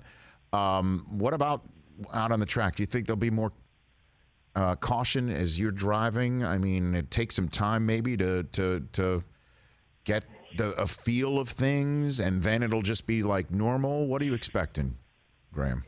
Well, so it's interesting because the race has been shortened from the normal 248 laps to being 200. Mm-hmm. So I think that's going to breed a little bit more anxiety into the guys to be, hey, if I start 10th, I need to make my way to the front sooner than 248 laps. A lot of time for things to come and happen. Plus, 248 laps, typically the sun's down, right, by the end of that race. And in this case, it's 8 Eastern. That's 7 local time. I don't know that we're actually ever going to race completely in darkness. And why that affects us is because when the sun goes down, all of a sudden the track gets a lot more grip. You can drive a little bit more aggressively, so on. But the other side of this is I hope that everybody uses their head, because Texas is also probably the most dangerous track we go to all year. And so, throwing everybody out there together, intense already, adding in a couple of rookies that have never even done an oval race, intense. There's a lot of question marks that come into play here, but I certainly think people understand the danger of it. People understand that we're going to a place that has certainly, it's hurt some guys before. And so I think that everybody understands you got to have a little more caution. In particular, like I said, with this aero screen, we've never raced it. It's never been driven into the evening through sundown. As the sun starts to go down, the glare that puts typically is always a problem. Well, we don't know what it's going to do with the aero screen yet. So there's a lot of questions, that we're going to find out tomorrow night live on TV as everybody's watching, which may not be the most ideal way to do this. But that is what we're going to do, and it'll be fun. Will you explain to people what that screen is, and who may not know, Graham? So it's a pretty cool new piece of technology. If you look at Indy cars when my dad drove back in the 80s, 90s, the cars today are far safer than they were at that time. Having said that, this is probably the largest improvement in safety since I've been around, which is, we use literally F-16, F-18 fighter jet canopy, reshaped. So this is a ballistic piece of it's a composite glass, basically, that can take this is an important piece of information, Rich. It can take like a 20-pound frozen turkey at 250 miles an hour. And that's really, really important. So like you're going to be facing frozen turkeys every day, but that is actually the test that they utilize in the fighter jets as well. And so this is a piece that is now in front of the driver's head. It wraps around, mounts to where the roll bar is. This piece would have, honestly, we lost the driver in 2015, Justin Wilson, a very important guy in my life. We lost him at Pocono. I think had we had this piece, Justin Wilson still be with us. So this is a huge improvement to the head and neck and brain safety for drivers. It's the first open wheel car in the world to have this sort of cockpit, and so it's meaning IndyCar, Formula One, we're the first to be able to do it to this sort of level. And so we're excited about that. PPG actually makes the glass, same company that makes the glass for the fighter jets. So it's a pretty advanced piece. We've had to work on the shape for the glare, because clearly in an IndyCar, when you're turning a lot, fighter jets aren't necessarily turning on banking like we are. And so it's important that we get all the distortion out of it and stuff. But it's been really good. It's been huge, groundbreaking changes and developments in the safety of open wheel cars, and we're looking forward to giving it a shot. Me too, Graham. Before I let you go, the conversation that we've been having today is based on the fact that last night ESPN had the audacity to re-air the Colorado-Michigan 1994 contest at the Big House, and I had to relive it, and we're just talking about what people's worst sports losses of their fandom was, and yours has to be, if I'm not mistaken, the 2002 BCS National Championship game where you lost to Miami. Oh, no, I'm sorry. You got bailed out by an outrageous flag at the end there, allowing you to score a game tire and eventually win a tainted championship for Tressel. I mean, so I'm wondering if that's the one, Graham. I think for me, yeah, it has to be the Purdue game just a couple years ago. Because come on, Graham, come on now. It was terrible. It was so cold. We were supposed to dominate, and we got crushed. But that's a regular season. That's a regular season game. It was tough. By the way, just for your own knowledge, out of respect to you, I do have the Ohio State sort of semi-racing helmet that you brought here on the show that has been signed by many Ohio State football players and graduates who are proud to sign this helmet for the show. You cannot say a regular season game at Purdue where you got blown out when you were expecting to win. Come on, that can't be the worst. We're not used to losing. Oh, stop. No. I know Michigan is, but look, okay, so I even texted you. I was texting you during this game. Yes. The Clemson game last year still stings. I mean, first half just dominance. Then you get a couple questionable calls. Sean Wade, obviously. Then you got the fumble. That still stings. I mean, I don't think we're gonna go beat LSU, but I mean, Ohio State had a great chance. So all I'm hoping is that we get back out there, we get some college football, because once racing comes to an end. I mean, you know me. I blow you up on every Saturday. Yeah. By the way, right now, I'm reading the text exchange. I just called it up on my phone. You text me. You agree with targeting. How do you call targeting when the player ducks into it?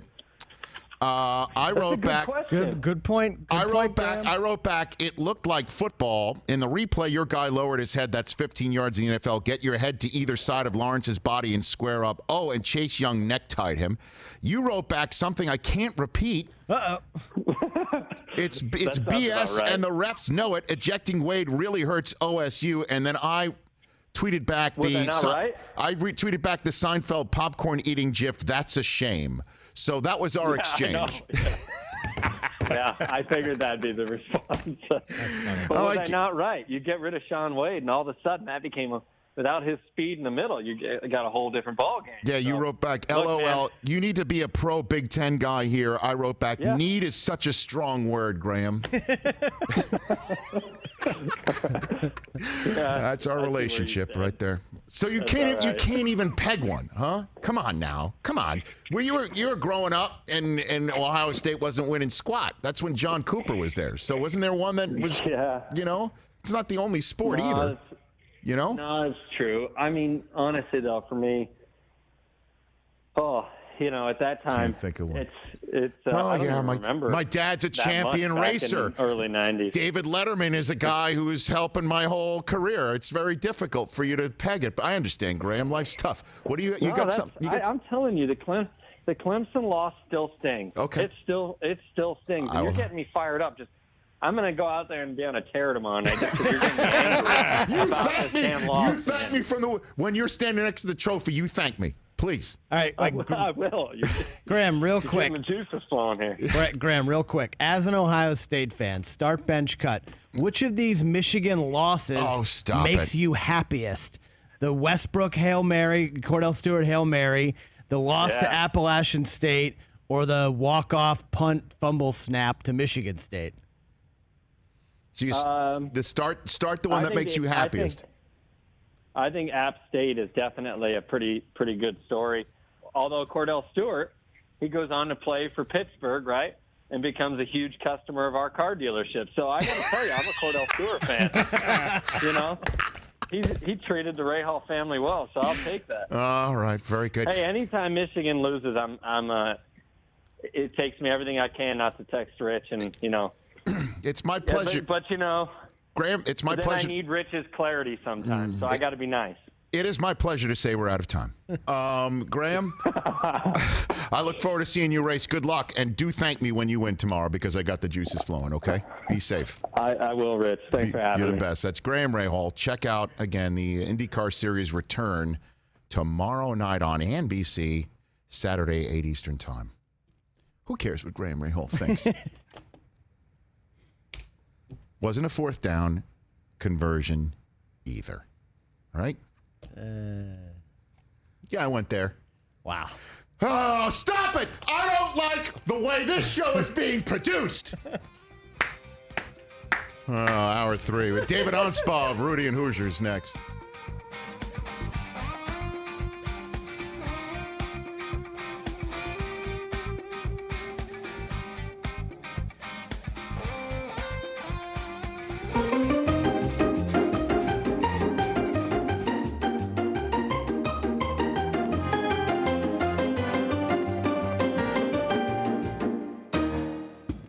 So the other day, Roger Goodell called in, you know, the MLS commissioner, and I hung up on him. Look, you can't just hang up on Roger Goodell. He's the commissioner of the National Football League. He's important. So I had to demote him. But in order to keep himself busy around here, I gave him a few tasks. A little to your left.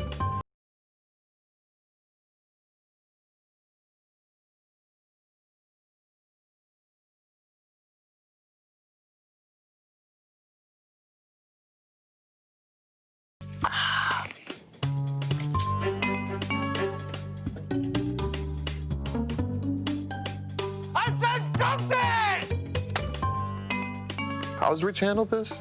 Well, Rich holds me to a higher standard than everybody on the show, so I hope I didn't let him down.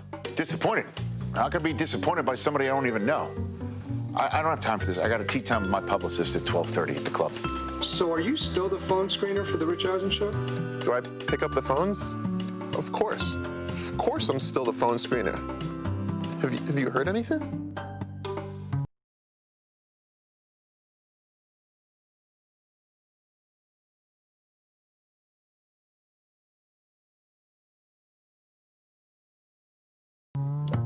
Go.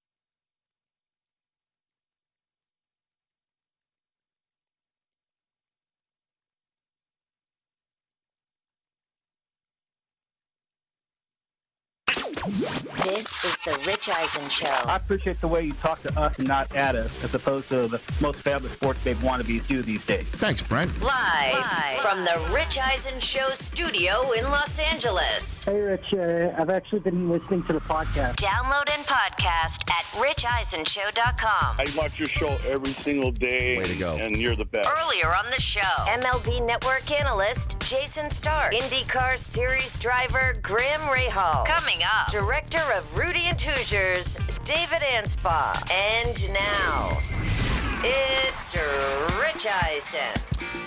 Final hour of the show hopefully will be as dead solid perfect as TJ Jefferson, our Rich Eisen Show social media grandmaster, just jarred the putt. Did he do it Michael Jordan style? With the cigar. With the cigar. Look at that. I think you're undefeated with that. Oh, look at that. Well done. TJ Jefferson, everybody. Hour number 3 of our show, final hour here on NBCS, and just had a fun. I do love Rahal. He's just a good guy, and he's one of those competitors. And how about that? Like, they haven't raced in forever and a day, and let's go 200 miles an hour, mile and a half oval, the high banks of Texas Motor Speedway. Let's do that. And that's what they're going to do on NBC tomorrow night at 8 Eastern Time. So a real-life sporting event with a lot going on and a lot behind it in IndyCar racing, Genesis 300. That's tomorrow night. And we just had a great chat with Rahal. Jayson Stark joined us. Baseball is so far afield of coming back, it seems. And we're going to get an update on what's going on with the NBA in a second with Chris Brockman. Let me just recap, if you're just joining us now, what we've been talking about, what we're about to talk about as well. You tuned in at a great moment, because I've been slagging on the movie Rudy for a very long time. I'm a Michigan Wolverine, as you know. I have this helmet right here. I had it next to an Ohio State helmet out of respect to Rahal, loves the Buckeyes. It was a rough watch last night. Had to turn it off, couldn't watch it all the way through. ESPN re-aired the 1994 Colorado-Michigan game where Michael Westbrook caught the Hail Mary from Cordell Stewart, beating Michigan in a game they were up by 12. And everyone having their fun with me. 5 minutes to go up 12. I tweeted out I'd like to be on record that I wholeheartedly object to ESPN's choice of classic programming right now. Don Bowie, do you have the response if you want to pop up the responses? I got many responses on Twitter. Of course. Got many responses on Twitter. Some very funny people who I've never met were having fun at my expense. Here's the great exchange right here. Someone named Josh Chavis says, I'd like a 10-part series on Rich Eisen's 40-yard dash history personally. Might not top The Last Dance, but it also might. And then I don't believe that's Holden Caulfield, which is the name of a Catcher in the Rye main character. What was that called? The slowest yard. The slowest yard. Pretty great. That's pretty great. Well, I had to give a well played in response. We should do a football life or something like that. The about slowest the 40. yard. That'd be awesome. Very nicely played. I like it. Brockman texts the group change. Hey, don't turn on Rich. Turn on ESPN Rich. We're 90 minutes from what you call the good part. I mean, that was amazing. Good for lots of people. Good part. I didn't get involved. He threw that thing like 75 yards in the air. Wasn't It was great. crazy. It's one of the longest throws I've ever seen. I've never seen. I mean, it's like, way before Mahomes ever did anything like that. I've never seen anything like it. It was a gutting loss to the point where, as a 50-year-old man, I could not even watch the end of it. I had to turn it off. I turned it off. Did you tell Coop what happened? I just told him we're not watching it. There wasn't even a teachable moment. Bad. And he knows Chris Fowler. He's known as Uncle Chris in our household because he and his lovely wife Jennifer are wonderful people. We're at our wedding. By the way, my wedding anniversary, 17th anniversary, is Sunday. Wow. So, that was 17 years ago Sunday, where Chris Fowler was there and Dan Patrick was, making Jägermeister shots for everybody because the bartender wasn't apparently making it fast enough for everyone. EP got behind the bar. Of course he did. Chris Fowler, was interviewing Cordell and Tyrone Wheatley during commercial breaks, I guess, during breaks in the action. So I texted him. I'm like, I don't like what's on ESPN right now. Michigan currently has a 12-point lead on Colorado with 5 minutes left and the ball, to which he responded, forgot that was on. The lead seems safe. I wouldn't worry about it. What are the chances says Chris Fowler. Chris Fowler, where did he go to school? He is a Colorado Buffalo. I was barking up the wrong tree. I thought he'd be a professional, voice of college football and all. What are the chances? What are the chances? 3 question marks. To hit that third one was that's particularly unkind, Christopher. So I've been asking people, hey, before we get to our news update, what's the worst sports moment that you have endured? And people have been calling in. We'll take your calls in a second. The next phone call we're going to take from a guest, however, is the director of my favorite sports movie of all time, Hoosiers. Rudy. And my favorite sports movie of all time to troll on, Rudy. Because I do not believe Notre Dame has cornered the market on things that are so great about college football that we had to make a movie about it. Golden Dome, Touchdown Jesus, the Grotto. And so I really went all in on Rudy the other day, you know, based on a true story. Never has the word based ever done more heavy lifting. Called the ending of the film where Rudy's carried off by the entire team, which Joe Montana himself has called into question publicly. That is, it's as fictional as Game of Thrones. We just might, you know, they should have just had a dragon come on. A dragon and sack carried the him quarterback. Off. Just Dracarys, just like Dracarys. torched the whole place like a Seven Kingdom situation. Look at the chat. Right. So I said that. I get a phone call Monday. Phone goes off. It's the director of both of these great films to say not only thank you for saying such great things about Hoosiers, but also heard what you said about Rudy. David Anspaugh directed both of these great films. Angelo Pizzo wrote both of them. And apparently, Rudy Rudiger himself has heard what I've had to say and considers what I've had to say fighting words. Like the real Rudy? Oh, my God. I will now put a button in that for a moment, and we will put a pin in it, and then we will unpin it when David Anspach calls into the show in about 13 minutes. Do not miss it. All right. Don't miss it.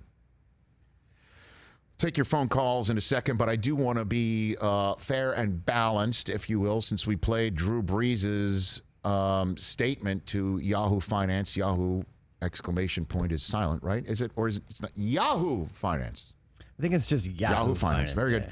I'd like to get to things to Chris Brockman in a news update right here on the Rich Eisen Show. You got it over there, Mikey? There we go. And now, with a report of the day's news from the world of sports and entertainment, someone who is not a journalist or newsman by any definition of the word whatsoever, it's Chris Brockman. All right, Christopher, what do you have over there? All right, so Drew Brees posted a lengthy statement on his Instagram yesterday morning and then took to video in the afternoon to kind of put his face and words to it as well. So let's play that. I know there's not much that I can say that would make things any better right now, but I just want you to see in my eyes how sorry I am for the comments that I made yesterday. I know that it hurt many people, especially friends, teammates, former teammates, loved ones, people that I care and respect deeply. That was never my intention.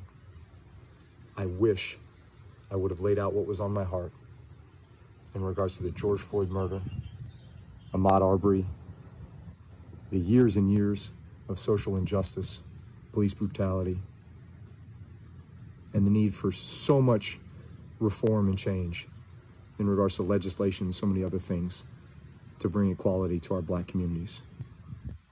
I am sorry, and I will do better, and I will be part of the solution, and I am your ally. He tweeted that out and Instagrammed it out with if you will copy the word, step by step, you will see my heart for exactly what it is and the way everyone around me sees it. I'm sorry it has taken this long to act and to participate in a meaningful way, but I am your ally in this fight. And again, I just want to make everyone understand, he had every right to state that he feels the way about the flag and the national anthem that he feels. He had every right to say that, and many people out there are saying, why is he apologizing for saying that he's standing for the national anthem and calling for unity during the national anthem. Why is he apologizing for that? And he shouldn't have to apologize for that. And the reason why he is apologizing for it, and is as sincere as he is about apologizing for it, is because the people who demonstrated during the national anthem, once again, just to repeat it, the people who demonstrated during the national anthem were very vocal in explaining we're not kneeling on the anthem because we are anti-military. We're not kneeling on the flag. It's not about the anthem. It's not about the flag. It's about the fact that what it represents for you isn't as fair to us as it is to you. Our experiences are different than yours. Listen to us. This is our only way to get your attention so we can have this conversation. And the fact that Brees said what he said yesterday makes it obvious that he didn't absorb it. And many players thought that he had absorbed it and didn't care. That's what his statement connoted. So he apologized for it. And his teammates, so far publicly to a man, appear to have accepted it. And the reason why players were so offended by that, as I just expressed, also was expressed by a video that was tweeted and Instagrammed and social media'd out by some of the most recognizable faces in the NFL, bringing to everyone's attention that their experiences could easily have been George Floyd's because they have the same skin color.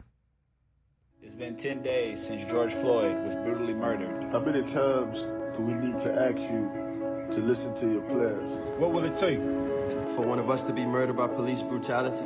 What if I was George Floyd? If I was George Floyd? What if I was George Floyd? If I was George Floyd. If I was George Floyd. If I was George Floyd. I am George Floyd. I am Breonna Taylor. I am Ahmaud Arbery. I am Eric Garner. I am Laquan McDonald. I am Tamir Rice. I am Trayvon Martin. I am Walter Scott. I am Michael Brown Jr. I am Samuel Du Bois. I am Frank Smart. I'm Philip White. I'm Jordan Baker. We will not be silenced. We assert our right to peacefully protest. It shouldn't take this long to admit. So, on behalf of the National Football League, This is what we, the players, would like to hear you state. We, the National Football League, condemn racism and the systematic oppression of black people. we, the National Football League, admit wrong and silencing our players from peacefully protesting. we, the National Football League, Believe Black Lives Matter. Black Lives Matter. Black Lives Matter. Black Lives Matter. That makes the point, and in the direction of the NFL and what appears to be ownership of the teams, people who own teams. So just putting it all in perspective for everyone. That was an amazing video, very moving, and it hit home for me, and I hope it does for you too. Because like I said, I want to get to a point where somebody who says, I'm putting my hand over my heart and standing for the national anthem isn't viewed as someone who's intolerant to somebody who wants to take a knee. And someone who takes a knee isn't viewed as completely out of bounds and thus shouldn't be listened to at all. That's where we got to get. Everybody has the right to do both, as you're seeing Nate Boyer and Colin Kaepernick on the day in the 2016 preseason when Kaepernick knelt for the first time because Nate Boyer, Green Beret, told him that's better than sitting. We'll take your phone calls in a second.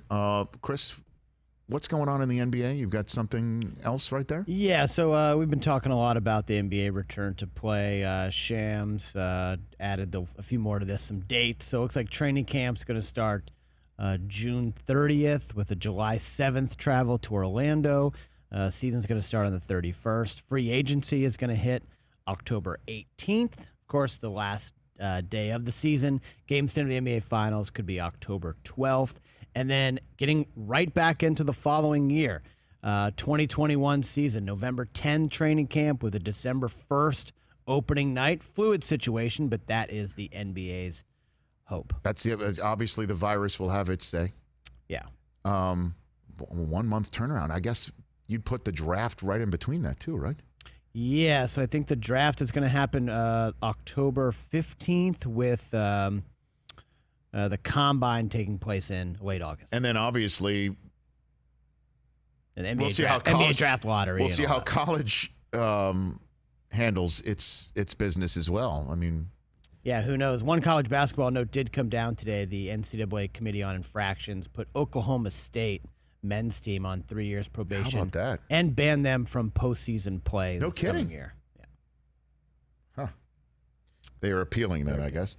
Let's sneak in a quick phone call or two here. Mike in Colorado, you're here on the Rich Eisen Show. What's up, Mike? Hey, how's it going? What's on your mind, sir? Yeah, I was talking about just painful losses that stuck. As a family of Texas A&M graduates, watching the last Texas and Texas A&M game in 2012.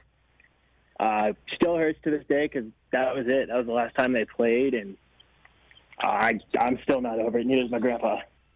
Well, you're neither is your grandfather. I love that generational angst right there. Appreciate the call right there, Mike in Colorado. I thought he was going to basically say, I love that game. I love the game that's caused you so much pain and heartache all this time. Let's sneak in David in Houston, Texas. What's up, David? How you been, David? Fine. I was going to say I'd rate Rudy a 6 and Hoosiers a 9. My favorite sports movie of all time might be the old school Pride of the Yankees. But I'm calling to recommend something on TCM this weekend. Okay. Called Anatomy of a Murder at 3 o'clock Eastern Time. James Stewart, Lee Remick, and early George C. Scott. I think it'll be the best thing on TV since the golf with Peyton. And Thank you for the call, David. Look at that. Are you giving movie recommendations? I love it. There's no Hoosiers is a 10. There's nothing wrong with Hoosiers. Hoosiers is pretty great. Hoosiers don't just look. I understand you don't like my Rudy opinion. That should not, cause it's a you little to strong. hold off on It's agreeing strong. with my Hoosiers opinion. It's okay. Hoosiers. When you think you can't do it because the moment might be too big, just remember, measure the rim to the floor and the free throw line to the baseline. It's the same distance. Doesn't matter the arena size. It's the same distance. If you can make a shot at home, you can make it in a big city. It doesn't matter. That's life lesson material. This is a beautiful film that is more than just about sports, people. What do you have to say over there? Put it on a poll. We're going to ask David in a minute. What's the more enjoyable sports movie? So we asked it about these two movies a couple weeks ago. What's the more overrated one? What's the more enjoyable Rudy of the two? Hoosiers? Rudy or Hoosiers? The more enjoyable sports movie. At Rich Eisen Show, vote now. The director of both of these films, one is genius. It is an allegory for our times. And the other, you know what I mean? Wow.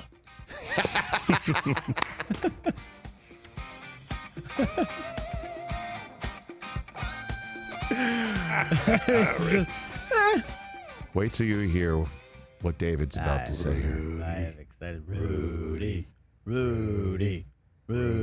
What is the fan section chanting? I think their chanting is. Was it Vince Vaughn's first movie? I believe so. Yeah. I believe Let's so. look up that IMDb right now. I got it. Rudy. Vince Vaughn's first movie as an actor. His first credit is China Beach, then 21 Jump Street. Well, that's the TV. Nasty Boys. A little Spot and Doogie Howser, MD. Those are TV. The CBS School Break Special. He was in a few of them. An ABC After School Special. Oh, remember those, 1990, A Question About Sex. We got to ask Vince Vaughn when he's on that next time, man. Wow. Yeah. First movie, though. Rudy. As Rudy. Vincent Vaughn. As Vincent Vaughn. What about Favreau? Is that his first? Let's see here. Swingers being 3 years later, man. Wow. Let's see Favreau. Let's get on Favreau here. Jon Favreau as D-Bob. His first credit as an actor. By the way, now he's got $1 billion. He's got billions of dollars now as a director. His first credit as an actor was he was a taxi driver in a TV show called Folks! ! Then he was an uncredited extra in Hoffa. Wow. And then he showed up on Rudy. Yeah. He was that clown in the Seinfeld episode. Eric the Clown. Where George runs out of the building first. Right, because there was a fire. Fire in the kitchen. Right? Yeah. Yeah. So, yeah. And then he was in that amazing biopic. We know Ned Beatty. It wasn't his first movie in Rudy, I'll tell you that. Sean Astin. What have he done? Oh, Goonies. Never obviously. The president of the college has a cameo in that. Theodore Hesburgh. Is that right? He's in the church. I wonder if that was the price of admission to shoot all that stuff. In the chapel. He's in the back, one of the other priests. Oh, here's an interesting character in Rudy. Littlefinger. This is odd. What are you calling Littlefinger? Wow. It's just as fake as Game of Thrones, right? Stop it. Stop it. It took me a second to figure. Rudy, I think Rudy. I want Rudy to fight you. I think Rudy wants to fight. I think that would Rich, be amazing. I'm getting you a Rudy movie poster for your house. I want you guys to fight. I'm getting a How much time we're back on NBC? How much time we're back on NBC? I'm getting a Rudy movie 40 poster seconds. for Okay. Rich. How much time? We're back in about 30 seconds. Again, I'm in a mood. They showed Michigan, Colorado last night. I knew we were going to talk Rudy today. We got Ohio State's Graham Rahal stoking the fire. Yeah, you're taking some L's today, man. I mean, Rich. You know It's what a great I mean? movie, Rich. Taking some L's. This is going to be fun. OND. This is going to be fun.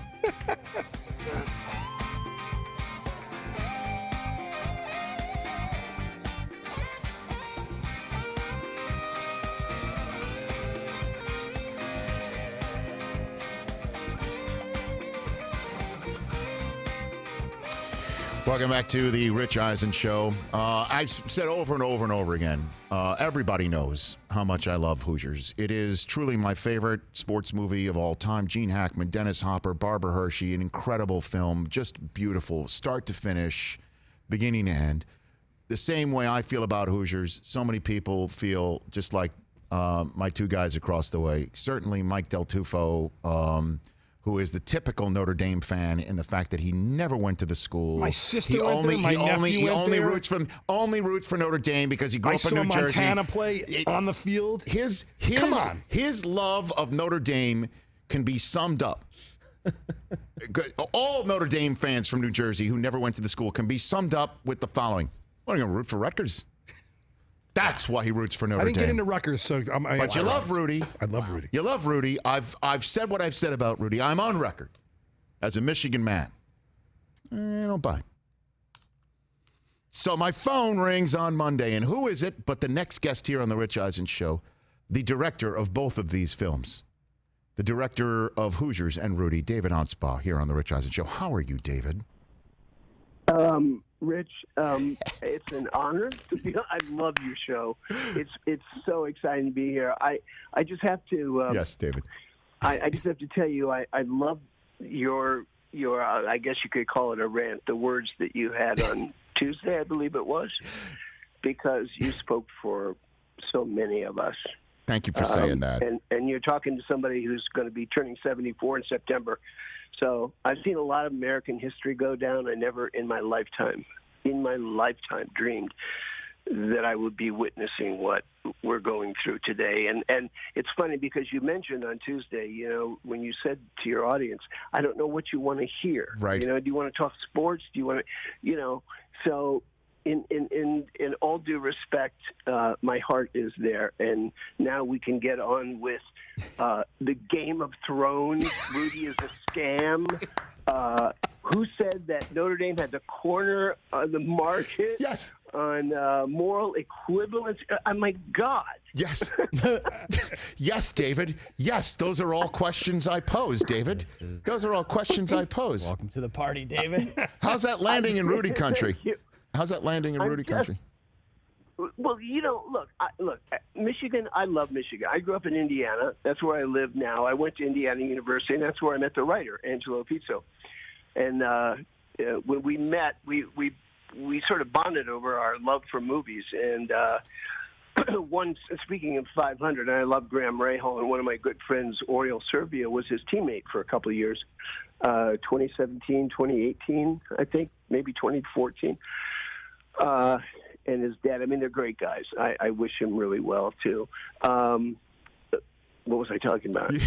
You were talking about you meeting Angelo Pizzo and how this is all landing in Rudy country. Also, Michigan. Yes. Michigan was my first recruiting trip out when I was in high school as a quarterback, but I wasn't much bigger than Sean Astin, so they gave me a meal ticket and a game ticket and said, "Have a nice afternoon," and they took my halfback, who ended up going to Purdue. So we could have had a movie about somebody who's half nothing, 100 pounds nothing. Could have called it David, huh? And then we could have had Bo. We could have had Bo up there, and everybody could have put their Michigan jerseys on the desk. Did that really happen, David? Well, of course not, and you know that. But you know something? The other night, you got me going, because the other night I just Googled. I just said, how much of this blank is true? And I started putting in a list of sports movies. Okay. We Are Marshall, The Blind Side, Remember the Titans, blah, blah, blah. We come off like a Ken Burns documentary compared to most of those movies. Oh, line of the day. You throw it down. All right. No, I'm not joking. If you follow Rudy's timeline in that movie, yes, and of course we took dramatic license, of course. And by the way, speaking of the jersey scene, yes, you did see We Are Marshall, I'm assuming. Yes, you I did. Mm-hmm. And you remember when the player comes in and they're having the big president's board meeting or whatever, like 50 guys in a room, and he said, no, Marshall does need football. As a matter of fact, come here. And he takes them over the window, and there's half the campus outside. Never happened. Absolutely did not happen. Now, that's in the spirit of the truth, because I'm sure the student body and all those people, their hearts were in it, and that was why the scene was written. And in truth, it was a group of defensive players that went not to Dan Devine, who was the head coach, but they went to Coach Ianto, who was the defensive coach, and asked that any one of them said, we'll give up our jersey so that Rudy, he should dress for one game, because Parseghian did promise him that. And he got a crap beat out of him every day for 2 years, going to those practices and never missed a practice.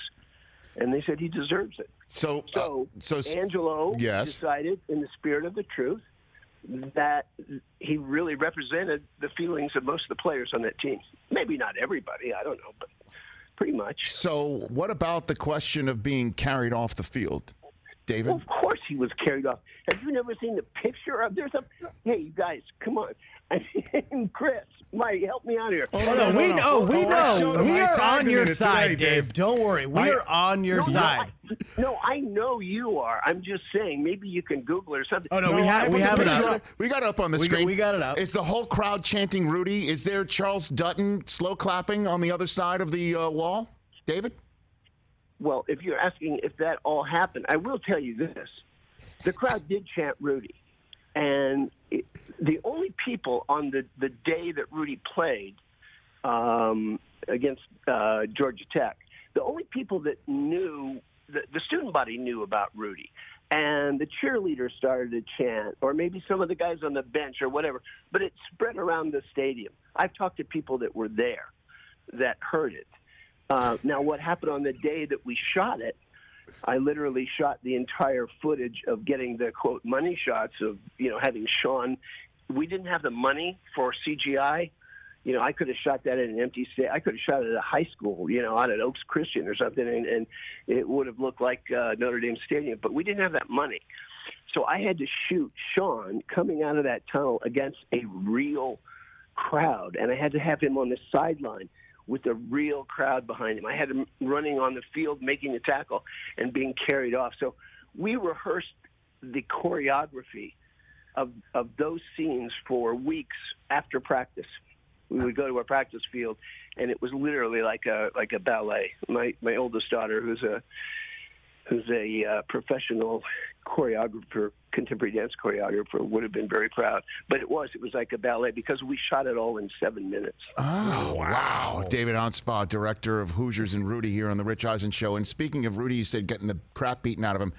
Do you want to explain to me how what you told me on Monday, that Rudy has heard what I've had to say about this subject matter? This is the best part. This is so good. I haven't told my guys about this, but please, I give you the floor. Is this true that Rudy, what I have said into this microphone has filtered in the direction of Mr. Rudiger?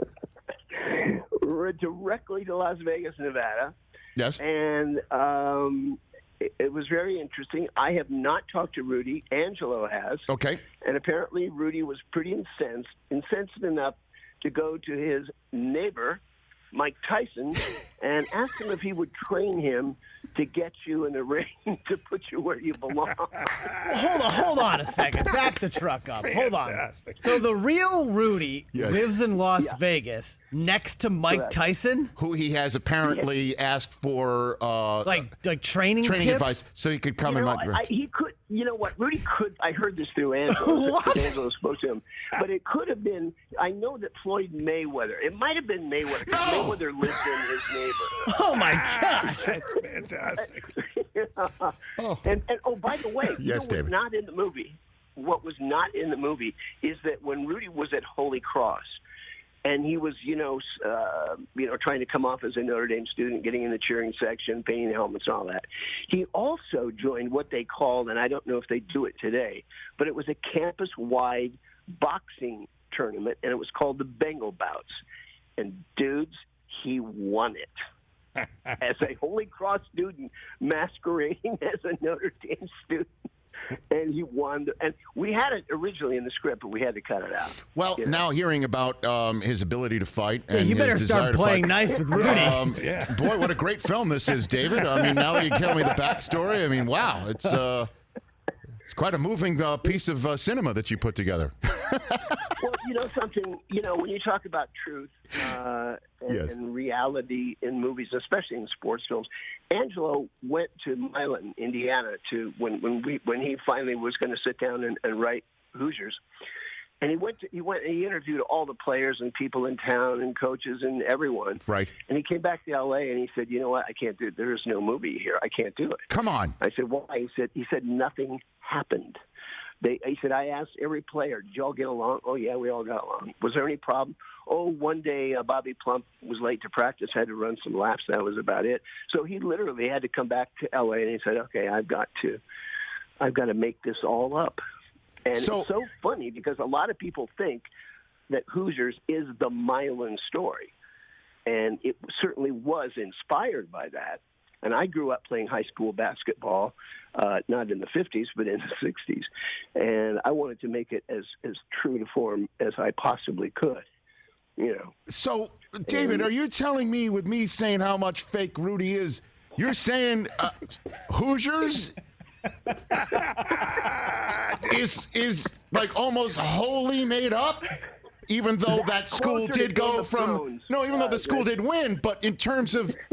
Coach Dale and his backstory and who he is and the picket fence and Ollie and my team's on the floor. None of that happened? Is that what you're saying? Only in Angelo Pizzo's mind, This is incredible. Wow. You are having a come-to-Jesus moment. I told you I had a recruiting trip to Michigan, and I only had one other recruiting trip, and it was at Butler University. Sure. And it was an honor for me. I literally got to interview with Coach Tony Hinkle. And the funny thing, his office is in the field house where we shot the end of Hoosiers, and which I had seen for the first time on the final day of the Indiana high school basketball tournament. They and every coach and seniors tickets to come see the final day of games. I'll never, ever forget walking into that place. It was walking into St. Peter's or something like that. I mean, I'd never seen it. It was like a cathedral. I mean, I got that feeling. Sure. And I would go back for years. I go back every year to the 500. Now I live here, but even when I was in L.A., I had a string of 16, 17 years I didn't miss a race. And every year I'd go back and I would go in there. My friend and I would sneak in and I'd go way up to the top of the building and I would sit in the corner. And I said, if we ever make this movie, I've got to put a camera up here one day to just see the whole sweep of this place because people are so little. I mean, like Hackman says at the end, he says, it is big. And that's right. It was big. It was big. Yeah. That's a beautiful, I mean, so many beautiful scenes, David, where he tells the kids he loves them. I love you guys, that they buy into his system. And now he's come around too. And they're all one. And it's his time to call the final play. And the kids want Jimmy to take the shot, and he goes along with them, and they all win together. And come on, none of that happened. I'll make it. I don't think so. I don't think so. You had Bill and Bob on your show one day, didn't you? Yes, couple times. Yes. Yeah. Did you guys ever? You did talk about Hoosiers once, I think. Of course, right? but David, I talk about Hoosiers all the time. It is a perfect movie. It is a beautiful film. The stories, every sports film needs a father-son story. The Dennis Hopper story with his son. What Gene Hackman does for these kids, it's amazing. His turnaround, his story.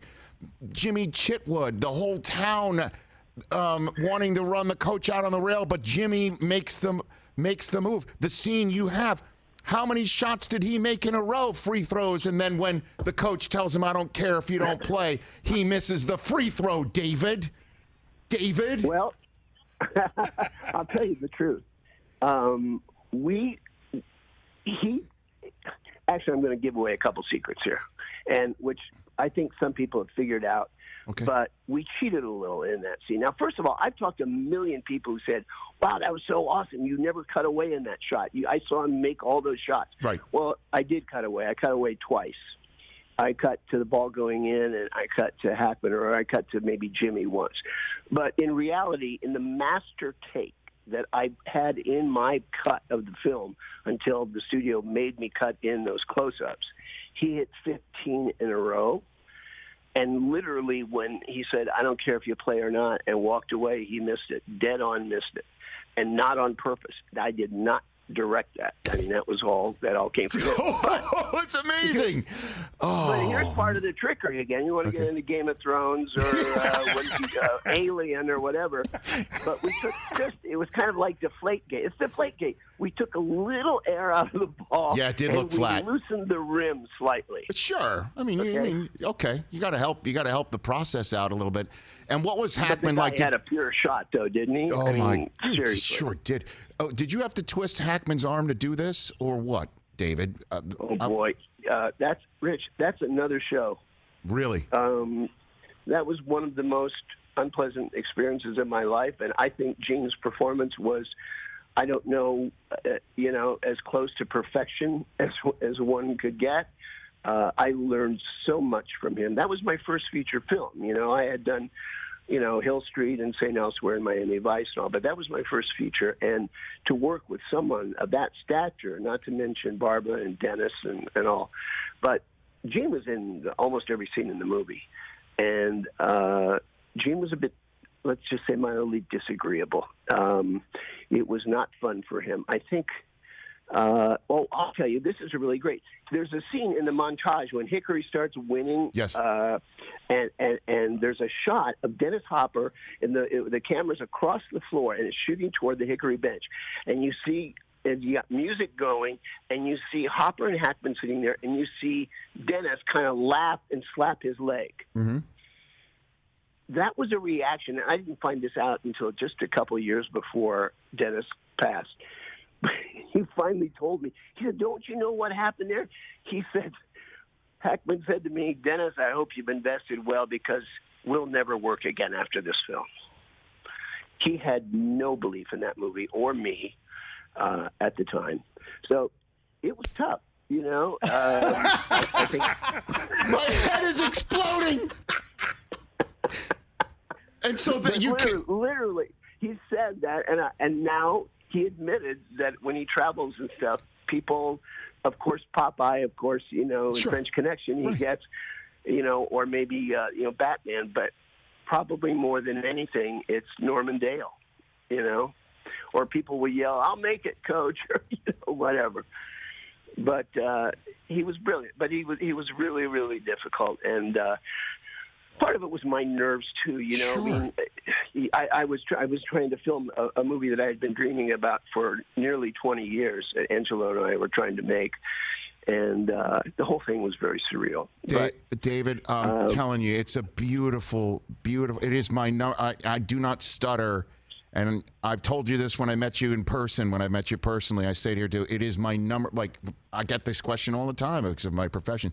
My favorite sports movie of all time. It's Hoosiers. Period. End of story. And I am just so stunned that that montage where Dennis Hopper's laughing and the shot is a reaction to an off-camera line that Hackman's saying that this movie is going to be the end of our careers. It'll never work again. Oh my God! Unbelievable. And Rudy is like a Ken Burns documentary compared to everything else, including my favorite movie of all time.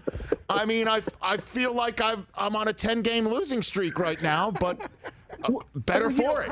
Kyle Rudolph the other day, it was funny because you thought, oh, man, I'm going to get him now. But he didn't. You know, he said that, you know, every team, he said, like, we had Rudy's on our team, other guys, and most every team does, a lot of them. But what he described, and this is where the air went out of your balloon, was that he said, well, these guys ended up getting scholarships or contributed to the team, you know, were real players, you know, and they kind of got overlooked or they didn't have enough scholarships. And these guys were genuine athletes. But Rudy was just like Charles Dutton said, he was 5'0", 100 nothing. He hung in with the best team for 2 years and he got a degree from Notre Dame. That's what made it so special, you know.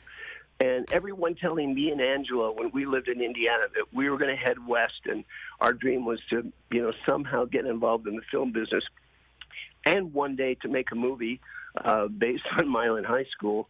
And everyone laughed at it. I mean, literally everyone laughed us out of the room.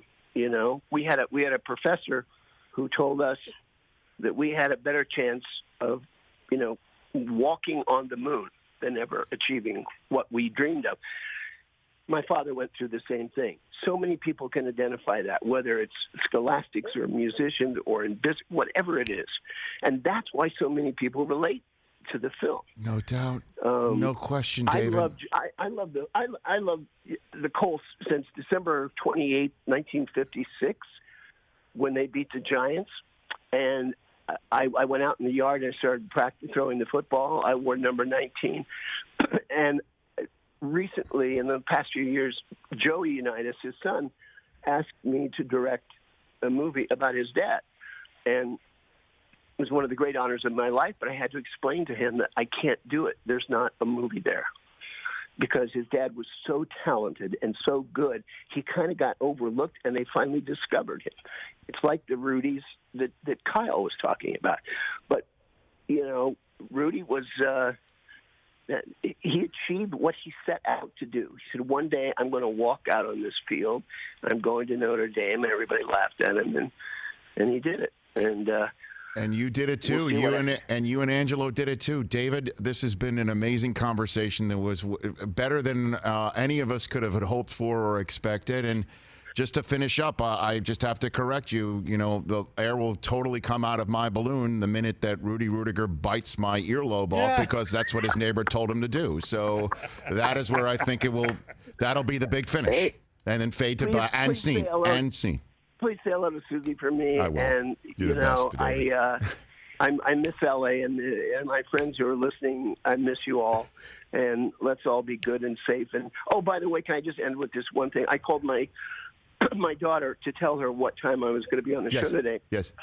And my grandson, who's 4 years old, gets on the phone, and he said he wants to talk to you. He said, I'm playing baseball, Papa D. And I said, oh, that's great. Where are you playing? On a baseball field. I said, oh, terrific. And he goes, and I'm Jackie Robinson. And I went, really? He goes, yeah. He was the first black player to play baseball, and he played in New York, but he doesn't play there anymore. I think they play in California. Yeah. But when Kareem said, "Where do you begin? Where does it start?" And I said, "Where did you get that idea? Did your mom tell you?" No. He said, "I read it in a book." He had a book, and that made an impression on him. And don't give up hope. You're the man, David. Thanks for the call. Let's stay in touch. We'll chat soon. Thanks for the call today. I appreciate it. It's Bye. David Anspaugh. How great was that? Kind of puts a button on everything, doesn't it? Oh. I don't want to hear Rudy slander ever again. I'm not watching it. Ever again. Oh, you're done, Rich. Ooh, that was great. That was unbelievable. A slow clap to break, everybody. We're back with your phone calls to wrap up this week in a moment.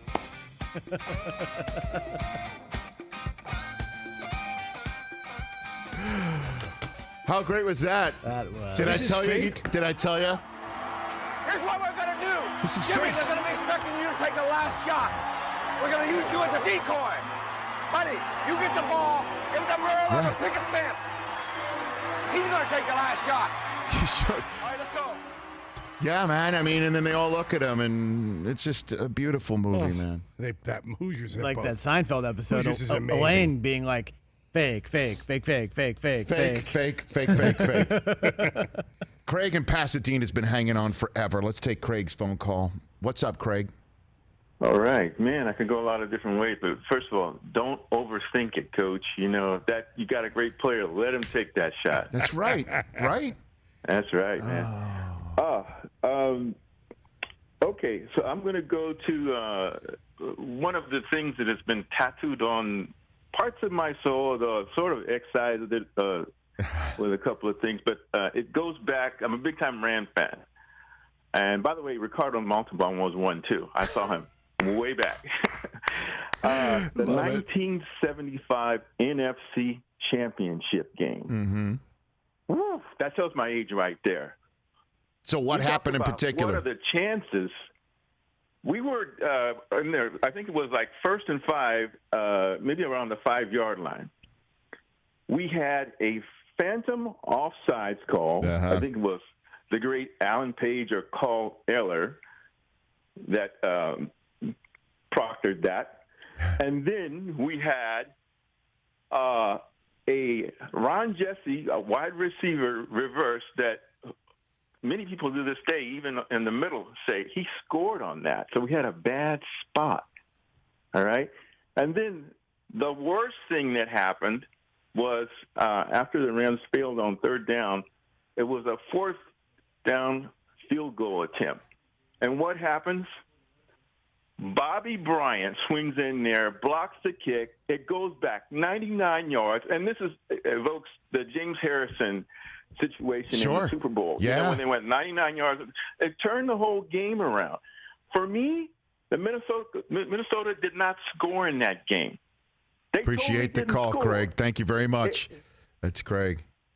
Geico wants to share with you the Geico Give Back, a 15% credit on car and motorcycle policies for current and new customers. And because Geico's committed for the long haul, the 15% credit lasts your full policy term. Go to geico.com/giveback for info and eligibility. Back on NBCSN in a second.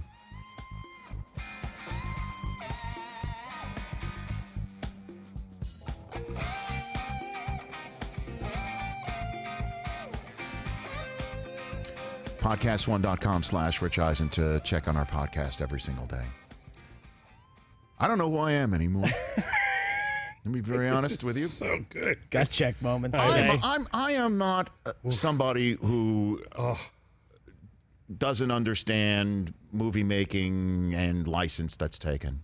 Sure. I honestly thought there had to have been a coach of this Mile and High team that's Hickory that had a path like that. The coach's story had to have some germ of truth to it. Right. There had to have been something about a player who wasn't on the team anymore and now was the best player taken off, and the town had a problem. And I thought there had to have been something. But to hear two things that David Anspaugh just said about my favorite movie, after saying that Rudy was so fact-based compared to other sports movies, it's like a Ken Burns documentary, says David Anspaugh. Great line. The fact that I find out that Angelo Pizzo, the writer, says, I just visited the town where this went. There's no movie there because it's so damn boring. Nothing happened. And then on top of it, Gene Hackman thought this movie blows. To the point where he makes an offhanded comment to Dennis Hopper during shooting it saying, we're done. We're never going to work again. Done. We're done. I know I've been in The French Connection and you've been in Apocalypse Now, but we're done. This movie's going to finish us. And Dennis Hopper finds that so funny, he laughs. The director uses it in the movie, unbeknownst to him, why Hopper's laughing. Hopper was nominated for an Oscar for the movie. And then Hackman wins for Unforgiven 6 years later. Oh, so beautiful. Yeah. I don't even know what to do. I like going to a field position like I just had, in terms of a sports movie, I just had Cordell Stewart throwing 80 yards on me. I didn't expect it. I know what you're going to do. You're going to answer the start, bench, cut. Oh, stop it. It's time. Start now. Bench. Just sit down and be quiet. Or cut. Get out. All right, Rich Eisen, start, bench, cut. You've had an hour and a half to marinate and let this sit and think about it. What's the worst Michigan loss you've experienced? Start, bench, cut. First option, Cordell Stewart, back to pass. Stewart, Stop. time. There's no production value. Lets it go. He's got three people down there. The ball's up in the air. Caught. Touchdown. Caught by Westbrook for a touchdown. Incredible. Second option, September 1st, 2007, Michigan versus Appalachian State. Good snap. Good hold. And the kick is blocked. Appalachian State has stunned the college football world. One of the greatest upsets in sports history. And I don't want to hear Sean McDonough's voice crack. Option 3, October 17th, 2015, Michigan State. Whoa, he has trouble with the snap. And the ball is free. It's picked up by Michigan State's Jalen Watts-Jackson. And he scores on the last play of the game. Unbelievable. Start, bench, cut, go. Oh. I wish I could curse so badly right now. My inner monologue right now is so working blue right now. How about none of them? Start, bench, play the game. How about Come none on. of them? Respect the process. The worst. Respect the process. The worst is Chris Webber's timeout. Not an option. Talking Chris football Webber's here. timeout is the Football worst. here, Rich. Football. Start, bench, cut. What's the construct here? What hurts the most? Yeah, what hurts the worst the most? Michigan loss. The worst one. Worst loss. Start, bench, cut. Worst Michigan loss was Appalachian State because it caused delegitimizes your program. Lloyd Carr. That was the end of Lloyd Carr. Even though he leaves in his last game with Rich Rod standing there going 5 wide on Urban Meyer to beat Tim Tebow in his final bowl game. That's true. Okay. That happened. Pointing out, hey, I could go, like, Lloyd, where was the 5 wide before that day? So Appalachian State, we're still trying to recover from it. Okay. And then second was Harbaugh was getting set to put us in the top 10 and beat Michigan State. And that happened. And I got to hear Sean McDonough's voice crack. So I'll bench that, and I will definitely cut 1994. See ya. Goodbye. I gave you what you wanted. Kudos being a good sport. Well done. Horrible losses. I'm taking so many L's right now. Yeah. I just want to sneak in one call. Alex in LA has been waiting for a long time. What's up, Alex? Hey, Rich. Thanks for taking my call. Thanks for making it. I got about a minute for you, Alex. I got a loss for you that I think you might appreciate. Okay. I'm a lifelong Broncos fan, and when they made Super Bowl 48, I was a production intern at ESPN, and I was there for about a week and a half at that point. Yep. And my bosses were kind enough to give me the time off to watch the game.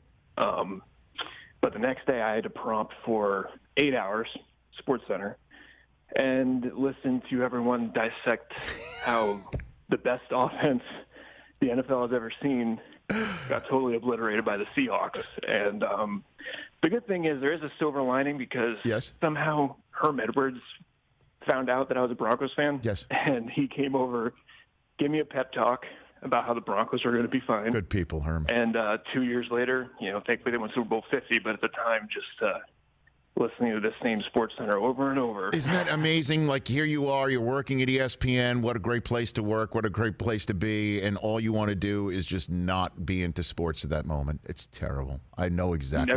Never thought that would happen. Alex, all I want to do is work at ESPN. Thanks for the call, Alex. There you go. That was great. Herm Edwards. Herm's good people, man. Sounds like exactly something like Mooch would do, right? Yeah, totally.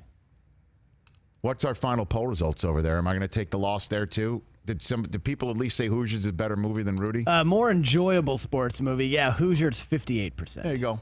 Yeah. There you go. Oh, because it was fake. You know what I mean? People enjoy fiction a little bit more than true story. Because it's fake. What did you enjoy most about the David Anspaugh phone call? Gosh. The fact that Hoosiers is more fake than Rudy after I've been talking about how fake Rudy is. I did really enjoy that. That Rudy's so pissed he goes to his next door neighbor who's either Tyson or Money Mayweather and asking for advice on how to beat me up. Which one do you enjoy the most of that? I'm going to put that on a poll right now, actually. Thank you, Chris. Stand by at Rich Eisen Show and vote. Perfect. Results on Monday. What's the worst loss? Or me watching the Colorado-Michigan game again? What's the biggest L Rich took today? What are the chances? Question marks, says Chris Fowler. Amazing. What are the chances? I wish I could play the Rudy theme. Holy crap. Thanks to everybody for calling in. Appreciate it. Thanks to Jayson Stark, Graham Rahal, and David Anspaugh. Have a great, safe weekend, everybody. See you Monday.